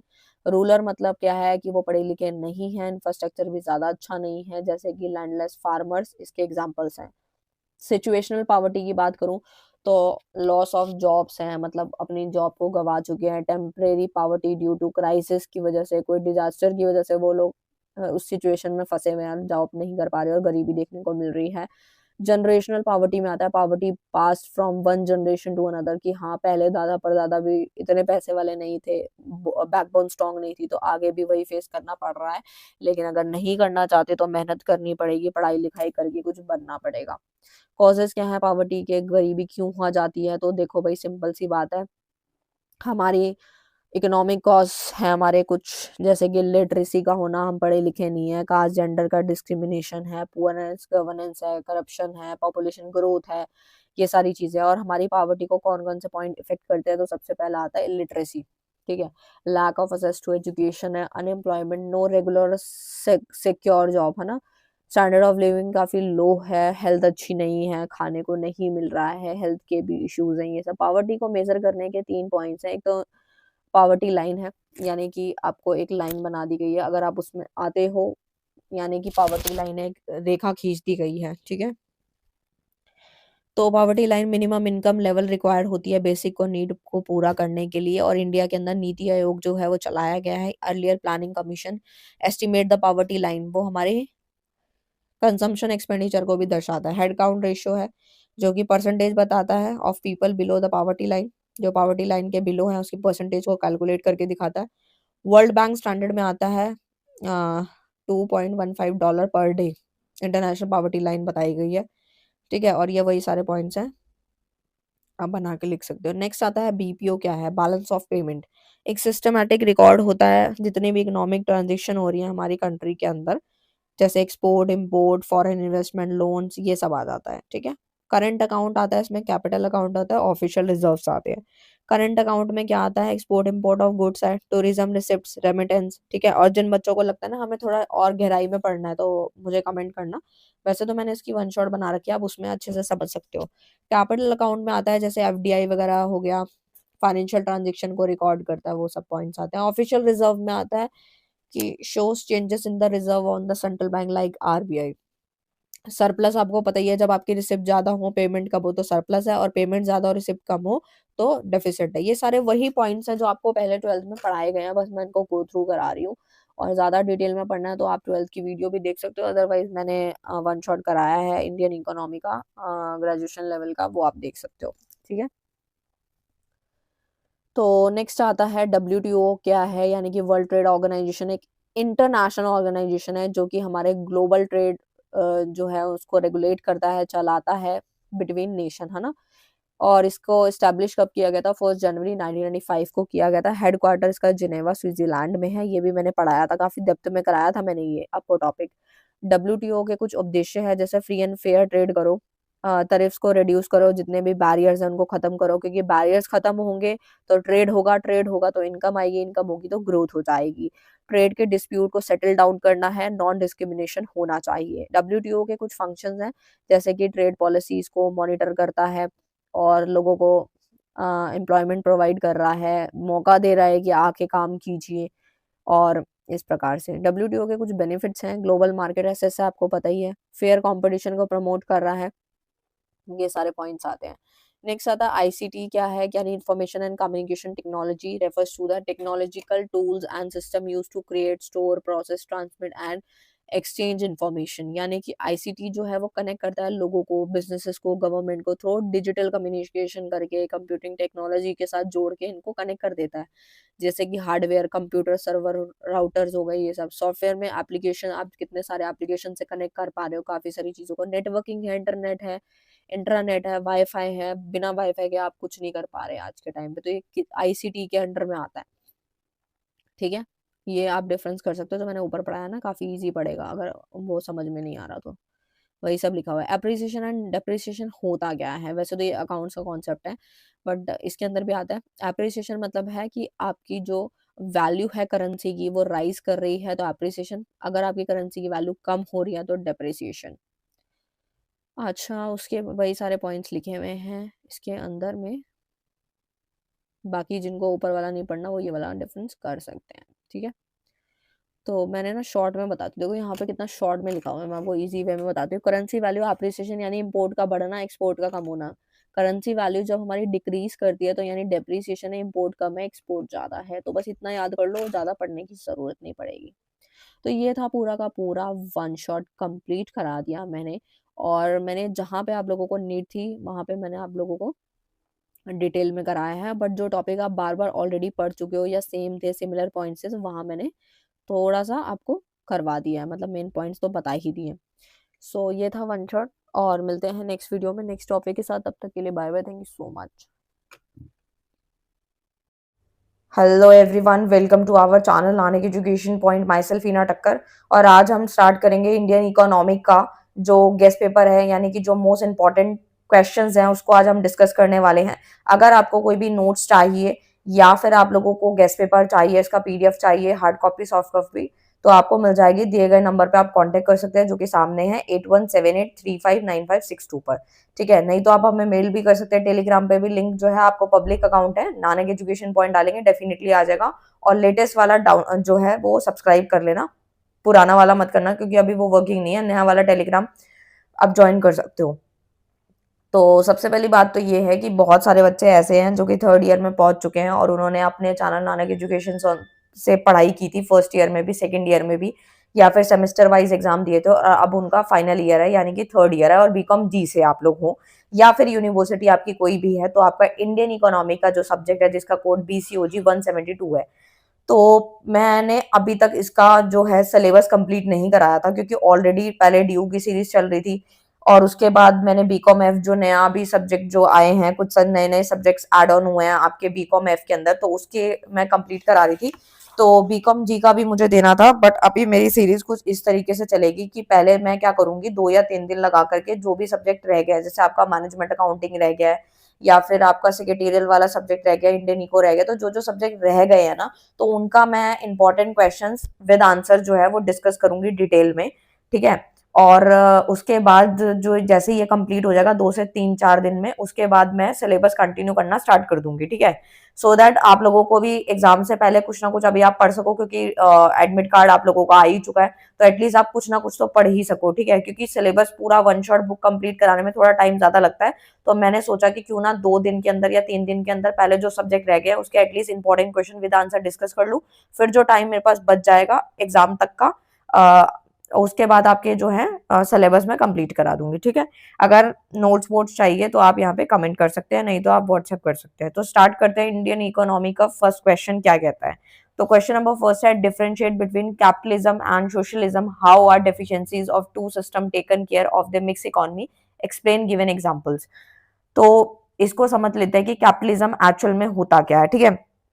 तो देखो भाई कैपिटलिज्म क्या है, तो कैपिटलिज्म एक इकोनॉमिक सिस्टम है where private individual and businesses own and operate the means of production की करेक्टरिस्टिक इंक्लूड्स। तो यहाँ पे ना ये समझाया गया है कि जो आपका कैपिटलिज्म होता है ना, वो एक इकोनॉमिक सिस्टम है जिसके अंदर जो भी चीजें होती हैं, मतलब लाइक जो आपके प्रोडक्शन है या डिस्ट्रीब्यूशन है, वो सारा आपके किसके हाथ में होता है, प्राइवेटली ओन्ड होता है, और आपका इसमें सरकार का कोई इंटरफेरेंस नहीं होता, यानी where private individuals and businesses own, वो खुद ही अपना बिजनेस चलाते हैं एंड सारी चीजें खुद ही ऑपरेट होती हैं, ठीक है। तो इसमें कुछ फीचर्स है कि प्राइवेट ओनरशिप होती है इसके अंदर एक, तो यानी businesses and resources are owned by private individual, यानी जो प्राइवेट इंडिविजुअल होते हैं उनके द्वारा ही बिजनेसेस एंड रिसोर्सेज ओन्ड होती है। फ्री मार्केट इसे हम बिल्कुल कह सकते हैं क्योंकि इसमें गवर्नमेंट का कोई भी इंटरफेरेंस नहीं देखा जाता। प्रॉफिट मोटिव होता है, businesses aim to maximise profit, और बिजनेस का मकसद यही होता है कि ज्यादा से ज्यादा प्रॉफिट कमाना, क्योंकि ये मार्केट कौन सी है, कैपिटलिज्म मार्केट है।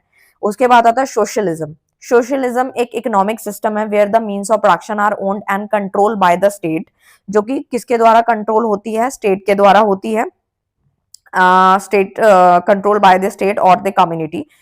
इसके अंदर क्या होता है, हमारी पब्लिक ओनरशिप होती है, मतलब जो भी हमारा मीन्स ऑफ प्रोडक्शन है, डिस्ट्रीब्यूशन है, वो हमारा गवर्नमेंट के हाथ में होता है, ठीक है। इतनी बात समझ आई सोशलिज्म में, और ये सोशल वेलफेयर के लिए काम होता है, सोसाइटी के लिए काम होता है सोशलिज्म में, नाम से भी क्लियर होगा। पब्लिक ओनरशिप आपने पढ़ा, businesses and resources are owned by control by the state and community. Central planning की अगर हम बात करें तो गवर्नमेंट ही इसमें मेन जो रोल है वो प्ले करती है टू एलोकेट द रिसोर्सेज, ठीक है। एंड सोशल वेलफेयर के लिए काम करते हैं, social welfare and reducing economic inequality, जो हमारे इकोनॉमी के अंदर इनइक्वालिटी है उसको भी रिड्यूस करने का काम करती है। तो अगर आपके पेपर में कोई शॉर्ट नोट आ गया, जैसे लेट सपोज सोशलिज्म का आ गया, तो भी आप ये एक्सप्लेन कर पाओगे। डिफरेंस आए तो आपको पहले इस तरीके से लिखना है और फिर उसके बाद ऐसे लाइन खींच देना और फिर बताना कि फीचर, ओनरशिप, मार्केट, इस तरीके का आप डिफरेंस जो है वो बना के लिख सकते हैं। तो कैपिटलिज्म, सबसे पहले ओनरशिप की बात करें तो कैपिटलिज्म में प्राइवेट ओनरशिप होती है और सोशलिज्म में पब्लिक या स्टेट होती है। अन कैपिटलिज्म के अंदर अगर मैं थोड़ा सा इसको जूम कर दूं तो कैपिटलिज्म के अंदर मार्केट जो होती है बिल्कुल फ्री होती है, कंपटीशन काफी हाई होता है क्योंकि यहाँ पे जो है प्राइवेटली ओन्ड होता है, सब लोग काम कर रहे होते हैं, तो कंपटीशन काफी हाई देखने को मिलता है। सोशलिज्म में क्या होता है, सेंट्रल प्लानिंग होती है, पोटेंशियल स्टेट कंट्रोल देखने को मिलता है। मोटिव क्या रहता है, कैपिटलिज्म में आप सोच सकते हो कि अगर यहाँ पे प्राइवेटली ओन्ड है तो यहाँ पे प्रॉफिट ही उनका मेन मकसद है, लेकिन सोशलिज्म में अगर हम समाज के लिए काम कर रहे हैं तो सोशल वेलफेयर और इक्वालिटी पे काम कर रहे हैं, तो मेन एम जो है सोशलिज्म का वो समाज का सेवा करना, इक्वालिटी, इस तरीके से। इनोवेशन की अगर हम बात करें तो कैपिटलिज्म के अंदर आता है काफी हाई कंपटीशन है, प्रॉफिट इंसेंटिव होता है, जबकि सोशलिज्म में क्या होता है, सोशल प्रायोरिटीज रखी जाती है, समाज की प्रायोरिटीज पहले रखी जाती है और स्टेट प्लानिंग होती है। इनइक्वालिटी की अगर बात करें, can lead to significant income and wealth disparity देखने को मिलता है, जबकि सोशलिज्म के अंदर बात करें तो aim for greater equality and social justice के बारे में बात होती है। नेक्स्ट आता है जो हमारी इंडियन इकोनॉमी है वो है मिक्स्ड इकोनॉमी, ठीक है। थोड़ा सा ये ऊपर चला गया था तो अब मैं स्टार्ट कर रही हूँ दोबारा से। मिक्स्ड इकोनॉमी की बात करें तो मिक्स्ड इकोनॉमी के अंदर आता है कि ये कंबाइन करती है जो कि कैपिटलिज्म एंड सोशलिज्म, मतलब अगर C प्लस S कर दूं तो M बनता है, यानी कि मिक्स्ड बनता है। मिक्स्ड इकोनॉमी बोले तो capitalism and socialism. It addresses the deficiencies of both system by balancing private and public ownership, क्योंकि हमारे अगर देश की बात करें, इंडियन इकोनॉमी की बात करें तो धीरे धीरे धीरे प्राइवेट सेक्टर की तरफ हम बढ़ते जा रहे हैं, बट मिक्स्ड इकोनॉमी की बात भी हम लोग करते हैं। बैलेंसिंग में आता है कि प्राइवेट और पब्लिक दोनों ओनरशिप इसके अंदर होती है। Allowing for private enterprise by regulating key sectors, है ना। रेगुलेटिंग मार्केट्स की अगर बात करूं तो implementing regulation to prevent monopolies and protect consumers, कि हम अपने कंज्यूमर्स को प्रोटेक्ट करना चाहते हैं, ठीक है। ये तब होता है जब रेगुलेटिंग मार्केट्स की बात होती है। और प्रोवाइडिंग सोशल वेलफेयर की बात करूं तो implementing policy to reduce economic inequality to provide essential services, मतलब जो समाज सेवा की अगर बात कर रहे हैं तो उसके अंदर हमारी जो पॉलिसीज है वो इम्प्लीमेंट करी जाती है सो दैट जो हमारी इनकम की इनइक्वालिटी है वो रिड्यूस हो सके और जो एसेंशियल, जो जरूरतमंद सर्विसेज है वो दी जा सके, क्योंकि समाज की सेवा ही यहाँ होनी है। एग्जाम्पल्स की अगर बात करें तो यूनाइटेड स्टेट जो है वो एक mixed economy with a strong private sector and government regulation की बात करता है। India mixed economy with the combination of private and public sector हम लोग बोल सकते हैं, ठीक है। इतनी बात आपको समझ में आई। और उसके नेक्स्ट क्वेश्चन पे आ जाते हैं, तो वो है elaborate the meaning of India in transition by highlighting important aspect of new economic policy initiated in 1991। तो अगर आपने क्लास 11th के अंदर अगर आपके पास आर्ट्स रही है या फिर आप जो है कॉमर्स बैकग्राउंड से थे, तो आपने इंडियन इकोनॉमी पढ़ी होगी। तो अगर वो पढ़ी है तो बस वही मैं आपको अच्छे से और थोड़ा सा डिटेल में इसको मैं आप लोगों के साथ डिस्कस कर रही हूँ। तो यहाँ पे इलेबोरेट करने को बोला गया है कि इंडिया इन ट्रांजिशन की अगर बात करें, इसके हाइलाइट्स पॉइंट की बात करें, न्यू इकोनॉमिक पॉलिसी जो हमारी इनिशिएट हुई थी 1991 में, उसके बारे में बात करनी है। तो अब मैं आपको एक चीज और बता देती हूँ कि जब आप इंडियन इकोनॉमी का पेपर देने जाओगे तो क्वेश्चन बिल्कुल भी सेम नहीं आते हैं। क्वेश्चन घुमा के पूछेगा, बस आपको मेन टॉपिक को पकड़ना है। अब जैसे मैंने सेकंड क्वेश्चन आपको बताया कि यहाँ पर क्या पूछा गया है कि आपसे मेन इंपॉर्टेंट एक्सपेक्ट पूछे गए हैं, यानी कि मेन आपको टॉपिक किसके ऊपर एक्सप्लेन करना है, न्यू इकोनॉमिक पॉलिसी में जो जो पॉइंट्स है वो सब एक्सप्लेन करने हैं, ठीक है। तो India in transition refers to the significant economic and social changes, मतलब जो हमारे यहाँ पे इकोनॉमिक चेंज आया या सोसाइटी में जो बदलाव आया इंडिया के अंदर, उसके बारे में बात हो रही है कि जो हमारा एनईपी था, न्यू इकोनॉमिक पॉलिसी की अगर हम बात करें तो 1991 था, ठीक है। और this policy marked as a shift from a socialistic oriented close economy to more market oriented open economy, यानी कि कहाँ हम सोशलिस्ट ओरिएंटेड क्लोज इकोनॉमी मतलब शिफ्ट हुए हैं हम लोग, ठीक है, एक ओपन इकोनॉमी मतलब प्राइवेट सेक्टर की तरफ हम ज्यादा बढ़ गए हैं हम। तो एलपीजी क्या है, एलपीजी हमारे 3 पिलर्स हैं जिसके बाद हमारी जो इकोनॉमी है वो खड़ी हुई थी, ठीक है। हमारी जो इकोनॉमी है वो 3 पिलर्स पे ही खड़ी है, एलपीजी, ठीक है। हमने पहले भी पढ़ा था, लिबरलाइजेशन, प्राइवेटाइजेशन एंड ग्लोबलाइजेशन। अगर आप इसको थोड़ा डिटेल में पढ़ना चाहते हैं तो मैंने ना, अगर पहले वाला कुछ पढ़ना चाहते हैं डिटेल में, तो मैंने क्लास 12th वाले बच्चों को कराया था, इसका वीडियो बना हुआ होगा, आप जाके चेकआउट करना। लिबरलाइजेशन में आता है कि आपकी जो गवर्नमेंट का जो कंट्रोल है वो रिड्यूस हो गया है एंड रेगुलेशंस भी रिड्यूस हुए हैं वेरियस सेक्टर, कई कई सेक्टर्स पे। जैसे कि हमारा जब भारत देश आजाद हुआ था तो हमने काम किस पे किया था, तब हमारे देश में बहुत इकोनॉमिक ग्रोथ बहुत लो थी, ठीक है। काफी कुछ जो है स्ट्रगल कर रहे थे हम लोग, जब जैसे हमें इंडिपेंडेंस मिल गई थी। फिर इंडिपेंडेंस मिलने के बाद सोचा कि चलो गवर्नमेंट सेक्टर अपना राज जमाएगी और ये सारी चीजें करेगी और अच्छी अच्छी पॉलिसीज आएंगी तो ये होगा, लेकिन उससे कुछ बात बनी नहीं, ठीक है। जिसके बाद हमारे 3 पिलर्स आए थे जो कि लिबरलाइजेशन, प्राइवेटाइजेशन एंड ग्लोबलाइजेशन आया, ठीक है। क्योंकि पहले यहाँ पर हर एक चीज के ऊपर पाबंदी थी, लाइसेंसिंग बहुत थी, ठीक है। तो उसके बाद ये 3 पिलर्स आए, लिबरलाइजेशन, जिसमें हमारे गवर्नमेंट के कंट्रोल को कम किया गया, रिड्यूस किया गया और रेगुलेशंस भी कम किए गए। क्योंकि लिबरलाइजेशन मतलब अगर जब हमारे गवर्नमेंट के कंट्रोल को कम करा जाएगा तभी तो चीजें प्राइवेटाइज होंगी, तभी तो नई नई इंडस्ट्रीज आएंगी, और जब इंडस्ट्रीज आएंगी तो लोगों को काम मिलेगा और इससे पैसा बनेगा। इस तरीके से कुछ पिलर्स खड़े हुए थे। प्राइवेटाइजेशन में आता है कि प्राइवेट सेक्टर को इंक्रीज किया गया था, फिर उससे क्या हुआ, इंडस्ट्री में पार्टिसिपेशन ज्यादा बढ़ेगा और पब्लिक सेक्टर की तरफ हम बढ़ना ज्यादा शुरू हो गए। नेक्स्ट पॉइंट आया था ग्लोबलाइजेशन। इससे क्या हुआ, ग्लोबलाइजेशन का मतलब होता है encouraging foreign investment and trade, कि जो हमारी फॉरेन की इन्वेस्टमेंट है उसको हमने इनकरेज किया, एफडीआई जिसका ना होता है। जैसे आप देखते हैं कि बाहर की जैसे पिज्जा हट है या बहुत सारी जो कंपनीज है वो हमारी इंडिया कंट्री में आकर के कंपनी स्टार्टअप कर रहे हैं और उससे उनको भी बेनिफिट हो रहा है, हमें भी हो रहा है। तो मतलब ये कब हुआ, जब लाइसेंसिंग हटी, गवर्नमेंट का कंट्रोल कम हुआ, तो प्राइवेट सेक्टर इंडस्ट्रीज आई तो लोगों को काम मिला। तो सो दैट जो हमारा काम है वो हमने जो अपने सेटअप्स हैं, जो हमारी कंपनीज हैं या हमारा सेटअप है वो हमने मोर देन वन कंट्री कर दिया, तो वो ग्लोबलाइजेशन के अंदर पार्ट बनती है। These changes aim to boost economic growth. ये जो चेंज आया इसका मकसद क्या था, ये जो एलपीजी आया है इससे क्या होने वाला था, तो इससे होने वाला था कि भाई बूस्ट इकोनॉमिक ग्रोथ, हमारी जो इकोनॉमिक की जो ग्रोथ है उसमें बूस्ट आएगा, ठीक है। जो हमारे यहाँ पे जो कंपटीशन है वो भी थोड़ा बढ़ गया था, क्योंकि यहाँ पर प्राइवेट सेक्टर आ गया था। अब कोई जैसे छोटी छोटी चीजों के लिए आपको लाइसेंस नहीं चाहिए, आप अपनी शॉप, दुकान, ये सब बिजनेस खोल सकते हो, ठीक है। उसके बाद आता था NEP has had a profound impact on Indian economic landscape leading to rapid growth देखने को मिला। फॉरेन इन्वेस्टमेंट भी इंक्रीज हुई, ठीक है, जिससे मिडिल क्लास ग्रो होने लगा। It has also raise concern about income equality, environmental degradation and culture, ये सारी चीजों पे बात होती है। नोटिसेबल आउटकम अगर हम एनईपी की बात करें तो इससे क्या क्या फायदे हुए हैं देख लो एलपीजी से। इकोनॉमिक ग्रोथ रेट इंक्रीज हुआ, आईटी और सर्विस सेक्टर बढ़ने लगे क्योंकि इंडस्ट्री ज्यादा से ज्यादा आई, क्योंकि काम बढ़ने लगा। फॉरेन डायरेक्ट इन्वेस्टमेंट इंक्रीज हुई, मिडिल क्लास का एक्सपेंशन होने लगा क्योंकि वो बिजनेसेस करने लगे, पैसा कमाने लगे। कंज्यूमर स्पेंडिंग इंक्रीज होने लगी क्योंकि पैसा आएगा तो स्पेंड भी हम कर पाएंगे इजिली। आई होप आपको क्लियर है। नेक्स्ट क्वेश्चन पे आते हैं। Highlight the importance of infrastructure in promoting economic growth, describe major suggestion for revitalising infrastructure in India. मतलब यहाँ पे अगर बात हो रही है इंफ्रास्ट्रक्चर के इंपॉर्टेंस के बारे में, ठीक है, जो कि हमारे इकोनॉमिक ग्रोथ में प्रमोट करता है। तो सबसे पहले इंफ्रास्ट्रक्चर में क्या आता है वो देख लेते हैं। इंफ्रास्ट्रक्चर में आता है जैसे ट्रेड एंड कॉमर्स फैसिलिटेट हुआ, कनेक्टिविटी असेसिबिलिटी भी इंप्रूव हुई है पहले से, क्योंकि आप पहले के इंफ्रास्ट्रक्चर की बात करें तो पहले क्या हुआ करता था, लोगों के पास घर में कुछ भी नहीं हुआ करता था। मतलब अगर हम किसी भी चीज की बात करें, कनेक्टिविटी की बात करें या कोई भी किसी भी चीज की बात करें, इनहांसिंग प्रोडक्टिविटी एफिशिएंसी, हमारी प्रोडक्टिविटी इनहांस हुई है, एफिशिएंसी बढ़ गई, हमारे investment attract investment creating jobs, क्योंकि इंडस्ट्री आई तो लोगों को लेबर चाहिए था तो जॉब्स भी मिलने लगी, जॉब्स क्रिएट होने लगी इंडस्ट्रीज में। जैसे कि सपोर्ट हुआ मैन्युफैक्चरिंग ज्यादा से ज्यादा।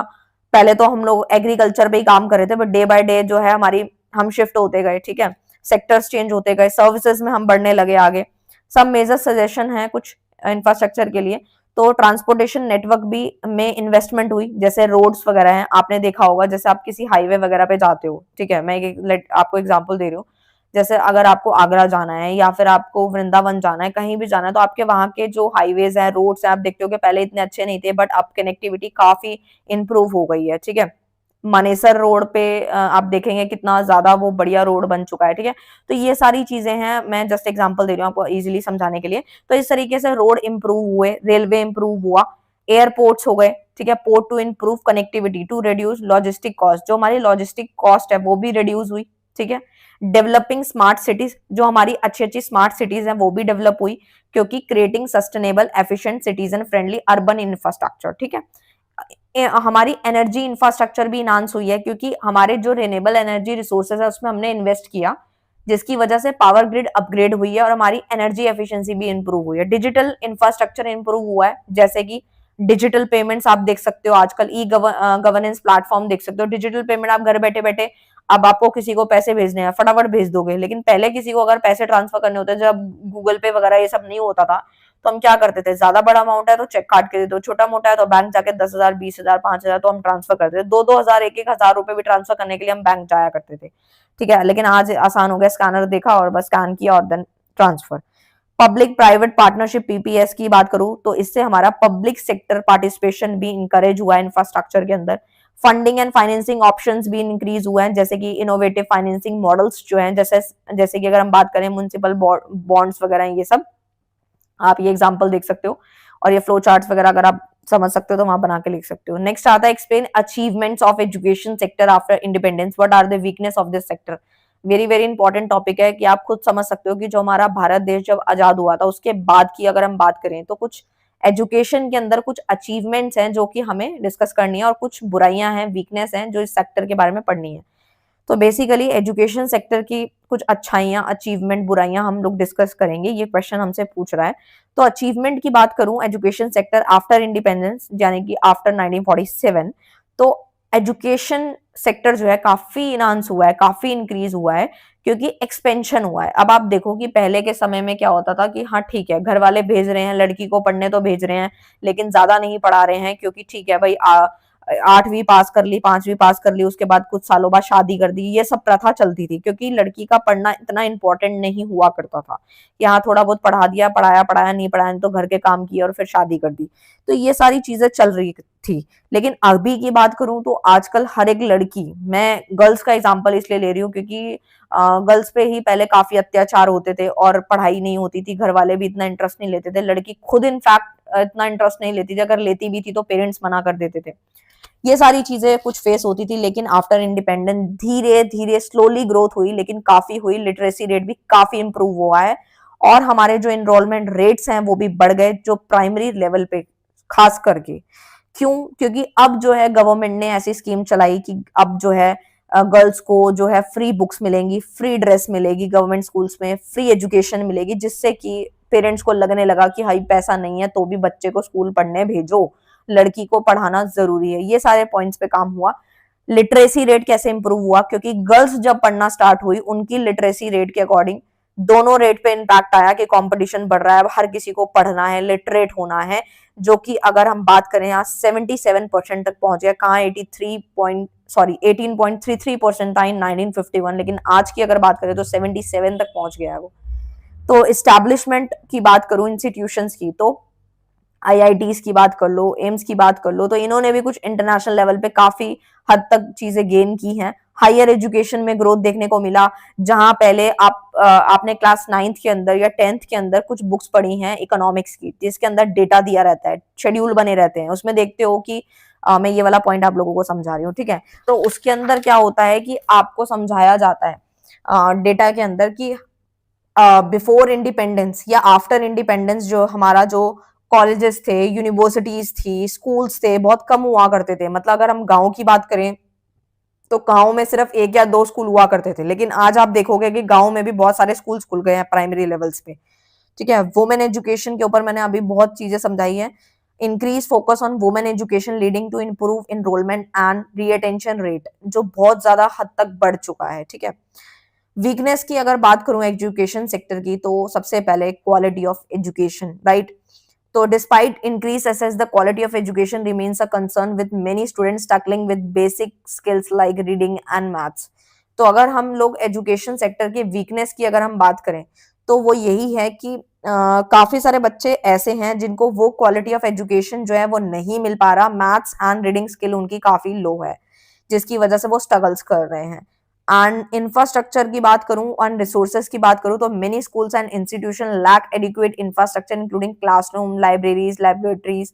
तो हर एक जो स्कूल है उसके अंदर जरूरी नहीं है कि आपके बढ़िया क्लासरूम है, लाइब्रेरी है, तो कहीं कहीं पे कमी देखने को मिली, और पहले ज्यादा कमी थी, अभी धीरे धीरे इंप्रूव हुआ है, काफी हद तक इंप्रूव हुआ है। टीचर शॉर्टेज एंड ट्रेनिंग की बात करूं, तो पहले क्वालिफाइड टीचर की कमी हुआ करती थी। पहले सरकारी नौकरी बहुत ज्यादा मतलब बट रही थी कि आ जाओ और ले लो, घर घर आते थे, ले लो ले लो ले लो, इस तरीके से मिलती थी। लेकिन आज आप उठा करके यूट्यूब चैनल खोल के देख लो, गवर्नमेंट जॉब्स के लिए कितनी लाइन लगी हुई है, मतलब कितना हाई कंपटीशन है, अगर आपको लड़ना पड़ेगा, है ना। तो वो सारी चीजें हैं, ट्रेनिंग है, और टीचर की भी कमी थी, एंड रूरल एरिया में तो खास तौर पे, ठीक है। अभी भी काफी गांव हैं जो इतने डेवलप नहीं है, टीचर ट्रेनिंग प्रोग्राम्स में भी कमी देखने को मिलती थी, इनइक्वालिटी थी, ठीक है। यानी कि सोशल इकोनॉमिक ग्रुप्स, जेंडर पे मतलब भेदभाव होता था, जैसे मैंने अभी बताया कि लड़का है तो उसको पढ़ा देते हैं, लड़की है तो कोई नहीं, इसको तो शादी करके दूसरे घर जाना है, जरूरत क्या है इतना पढ़ाने की, थोड़ा बहुत पढ़ लिया फिर शादी कर दो। मतलब पहले ये हुआ करता था, इतना ज्यादा नहीं थे, आउटडेटेड करिकुलम हुआ करता था, ठीक है। Challenging need of the economy and society leading to skill gap, skills के अंदर गैप देखने को मिलता था, ठीक है। कमर्शलाइजेशन की अगर बात करें तो इससे एजुकेशन जो है वो इंक्रीज हुई है, ठीक है। और बहुत सारी कमर्शलाइजेशन में हमने प्रॉब्लम देखी है। These weaknesses are critical to ensure that the education sector contribute India economic growth, social mobility and overall development। धीरे धीरे डेवलपमेंट बढ़ी है और आज 77% तक ये पहुंच गया है literacy rate. What is mean by, next question आता है, what is mean by inequality। inequality से आप क्या समझते हैं, इसके कॉजेस क्या हैं। तो सबसे पहले inequality का मतलब है refers to uneven distribution of resources. आप अपने संसाधन का, रिसोर्सेज का, जो आपको अपॉर्चुनिटी मिल रही है या जो बेनिफिट्स मिल रहे हैं उसके अंदर आपको तो इस तरीके से है।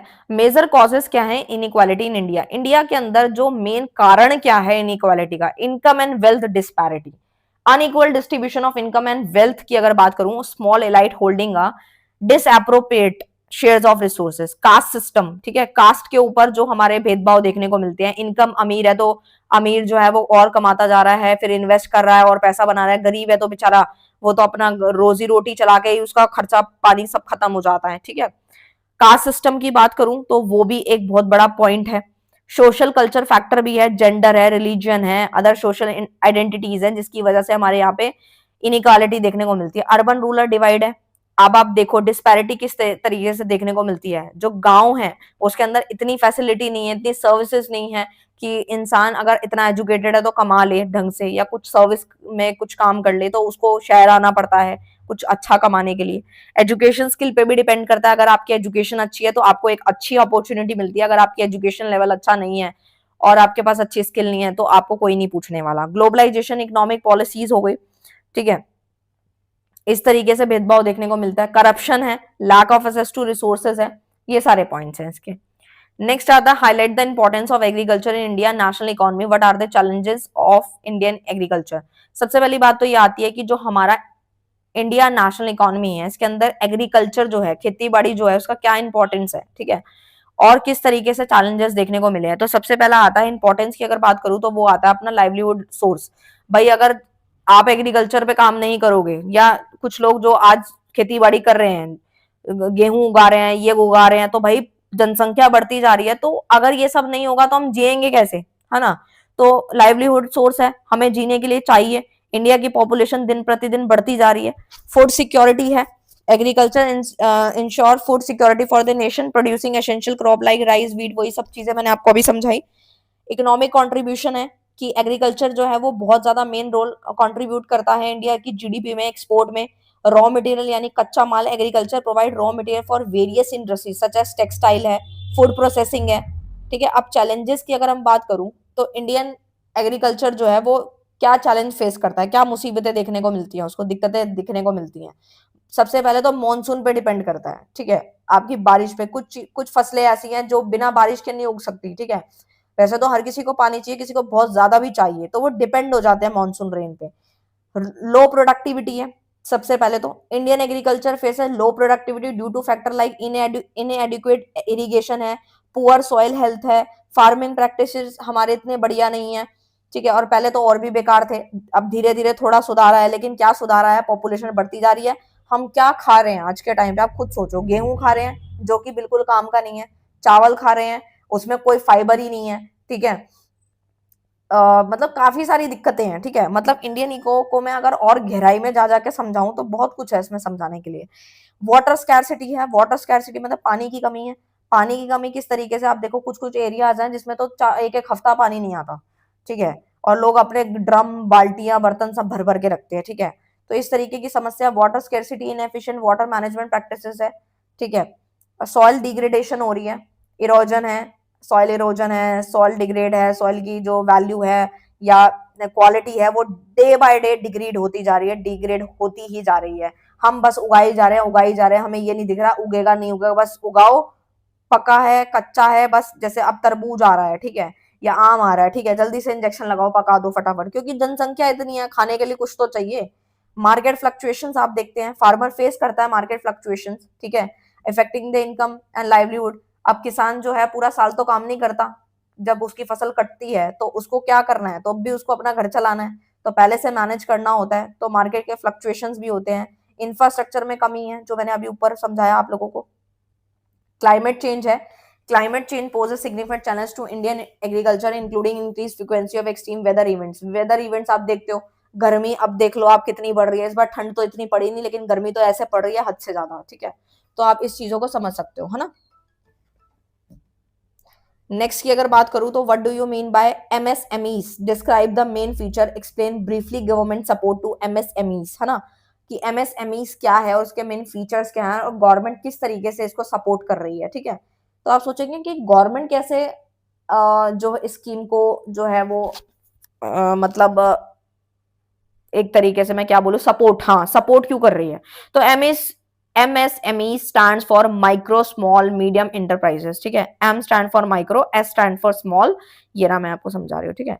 तो micro small medium enterprises, these businesses play a vital role in the India economic growth, है ना, हमारी जो इंडिया की जो इकोनॉमिक ग्रोथ है या एम्प्लॉयमेंट जनरेशन है, तो उसके अंदर जो है बहुत इंपॉर्टेंट रोल प्ले करती है MSMEs, है ना। स्मॉल स्केल की अगर हम बात करें तो उसमें आता है MSMEs are small scale businesses with limited investment and employment. इसके अंदर जो हमारी इन्वेस्टमेंट होती है ना काफी लिमिटेड होती है स्मॉल स्केल के अंदर, क्योंकि नाम से क्लियर है छोटा स्केल का बिजनेस। लोकल फोकस में आता है कि often cater to local market and communities. Flexibility की अगर बात करूं तो MSMEs are adaptable to changing market condition, ये हमारी फ्लेक्सिबिलिटी में भी काम कर रहा है और हमारे मार्केट की कंडीशन को चेंज करने की हिम्मत रखता है। एम्प्लॉयमेंट जनरेशन की बात करूं तो MSME प्रोवाइड करता है, लोगों को एम्प्लॉयमेंट अपॉर्चुनिटी देता है, exceptionally in rural and semi urban areas. मतलब जो हमारे कस्बे होते हैं, जो मतलब गांव भी नहीं है शहर भी नहीं है और जो प्रॉपर गांव है, उसके अंदर जो एम्प्लॉयमेंट की जो अपॉर्चुनिटीज है ना वो मिलती हैं, तो इससे एम्प्लॉयमेंट जनरेट होता है, ठीक है। गवर्नमेंट ने किस तरीके से MSMEs को सपोर्ट किया, ये समझ गए तो पूरा टॉपिक समझ आ जाएगा। पहला आता है फाइनेंशियल असिस्टेंस, यानी कि access to credit and loan facility, की गवर्नमेंट ने क्या बोला कि अगर आपके पास पैसा नहीं है तो आप हमसे उधार ले सकते हो, लोन की फैसिलिटी मिल जाएगी, किसको, माइक्रो यूनिट डेवलपमेंट एंड मुद्रा स्कीम, जो हमने पहले भी पढ़ी है, सो दैट वो लोग अपना आगे काम कर पाए। टेक्नोलॉजी अपग्रेडेशन में भी सपोर्ट मिला, मॉडर्नाइजेशन की तरफ अगर किसी को बढ़ना है तो उसमें भी सपोर्ट किया गवर्नमेंट ने। मार्केट एसेस की बात करूं तो डोमेस्टिक एंड इंटरनेशनल मार्केट को भी जो है बढ़ावा दिया। स्किल डेवलपमेंट में क्या होगा, training and skill development program for MSMEs, owners and employees, है ना, कि ट्रेनिंग देंगे, आप जो वो एम्प्लॉइज हैं, लेबर जो है उसकी डेवलपमेंट करेंगे स्किल की। सो ऐसे प्रोग्राम्स चलाए गए। रेगुलेटरी सपोर्ट भी किया, ठीक है। तो इस तरीके से था। आई होप आपको क्लियर है। नेक्स्ट क्वेश्चन आता है, right short note on nature of religion imbalance in India. जो हमारे रिलीजन इनबैलेंसेस इंडिया के अंदर हैं वो किस तरीके से है। अर्बन रूरल डिवाइड, सबसे पहले तो अर्बन एरियाज है बेटर इंफ्रास्ट्रक्चर। देखो शहरों में आपको पता है इंफ्रास्ट्रक्चर बेटर है, एम्प्लॉयमेंट अपॉर्चुनिटी भी ज्यादा, ये मैंने अभी भी समझाया था, और गांव में इतनी फैसिलिटीज नहीं है, वही सारे पॉइंट्स हैं। इंटर स्टेट डिस्पैरिटी में आता है, some state like Maharashtra, Gujarat and Karnataka are more develop while other like Bihar, Orissa, Jharkhand lag behind. मतलब वो इतने डेवलप नहीं है जितने महाराष्ट्र, गुजरात, कर्नाटका हैं। तो ये इंटर स्टेट को डिस्पैरिटी देखने को मिलती है। अब बात करें इंट्रा स्टेट डिस्पैरिटी की, इवन विद इन स्टेट की अगर बात करूं तो there are disparities between district and religion, distance और सॉरी डिस्ट्रिक्ट्स एंड रिलीजन में भी हम डिस्पैरिटी देखने को मिलते हैं। पहले तो हमने अनदर स्टेट की बात करी क्योंकि वो इंटर है, और यहाँ पे इंट्रा की बात हो रही है। The imbalance leads to issues like migration है, कहीं पे गरीबी ज्यादा है, अपॉर्चुनिटी कहीं पे ज्यादा कम है। जैसे आप दिल्ली का देख सकते हैं कि बहुत सारे जो अदर स्टेट्स के लोग हैं, यूपी के और दूसरे स्टेट्स की बात करूं तो वो यहाँ पर आके, जैसे अलग अलग जगहों की अगर मैं बात करूं तो जैसे पंजाब के पर्सन्स हैं या फिर कोई और कहीं रह रहे हैं, यूपी है, बिहार है, तो यहाँ के लोग दिल्ली में आके, मुंबई जाके, बैंगलोर जाके वहां पे वो जॉब करते हैं, सो दैट उनको अच्छा बेनिफिट मिले। आईटी इंडस्ट्री इन इंडिया की अगर बात करूं तो IT industry India has emerge as significant contributor to the country economy. सबसे पहले तो आप देख सकते हैं कि आज आईटी सेक्टर में जो वर्क कर रहा है, जॉब कर रहा है, उसका अच्छा खासा पैकेज है। रीजंस क्या है, सॉफ्टवेयर डेवलपमेंट, जो आज टेक्नोलॉजी इनहांस हो रही है, बढ़ रही है, तो उसमें उनको काम मिल रहा है और वो अच्छा खासा कमा रहे हैं, ठीक है। तो इस तरीके से है। और नेक्स्ट की अगर मैं बात करूं तो वो आता है सॉफ्टवेयर डेवलपमेंट। तो India is a global leader in software development, कि इंडिया जो है ग्लोबल लीडर है सॉफ्टवेयर डेवलपमेंट का, with many multinational companies, MNCs हमारी कंट्री में आ रही हैं, ठीक है। आईटी सर्विसेज की बात करूं तो India provides a wide range of IT services दे रही है, कंसल्टिंग है, सिस्टम इंटीग्रेशन है, आउटसोर्सिंग है, ठीक है। अपना काम जो अब आपको पता होगा लाइक बीपीओज हैं, ठीक है। बीपीओ में क्या होता है कि हम जो है अपना काम जो है with many outsourcing have become significant sector with many companies. India के अंदर जैसे कि हम देखते हैं बहुत सारे बीपीओ वगैरह खुले हुए हैं, कॉल सेंटर्स खुले हुए हैं। वो किस लिए, कि कंपनी ने क्या करना है, बहुत सारे लोग सस्ते में हायर कर लेने हैं और टेलीकॉलिंग का ये सब काम करवा के जो है काम कराते हैं, और साथ ही साथ बहुत सारे अपने काम को आगे डिस्ट्रीब्यूट कर देते हैं, सो दैट उनका टाइम बच जाए और वो किसी प्रोडक्टिव काम को कर पाए और अपना छोटा मोटा काम आगे ट्रांसफर कर दें। एम्प्लॉयमेंट जनरेशन होती है, इससे लोगों को काम मिलता है, लोगों को जॉब मिलती है और इकोनॉमिक ग्रोथ भी बढ़ती है। नेक्स्ट आता है इंडिया फॉरेन ट्रेड पॉलिसी। इसमें क्या होता है, इंडियन फॉरेन ट्रेड पॉलिसी का मकसद क्या है, एक्सपोर्ट को प्रमोट करना, क्योंकि यही हमारी कंट्री का मकसद है। इनफैक्ट हर कंट्री का मकसद रहता है कि हमारे एक्सपोर्ट बढ़ जाए, ठीक है, इम्पोर्ट कम हो, एक्सपोर्ट ज्यादा करें।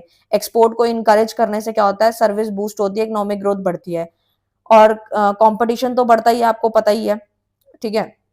ग्लोबल लेवल तक हम जाते हैं। अट्रैक्ट करता है फॉरेन इन्वेस्टमेंट को, attract foreign investment to fuel economic growth हो गया। लिबरलाइज की अगर हम बात करूं तो यहाँ पे ये पॉइंट्स आ जाते हैं, ठीक है।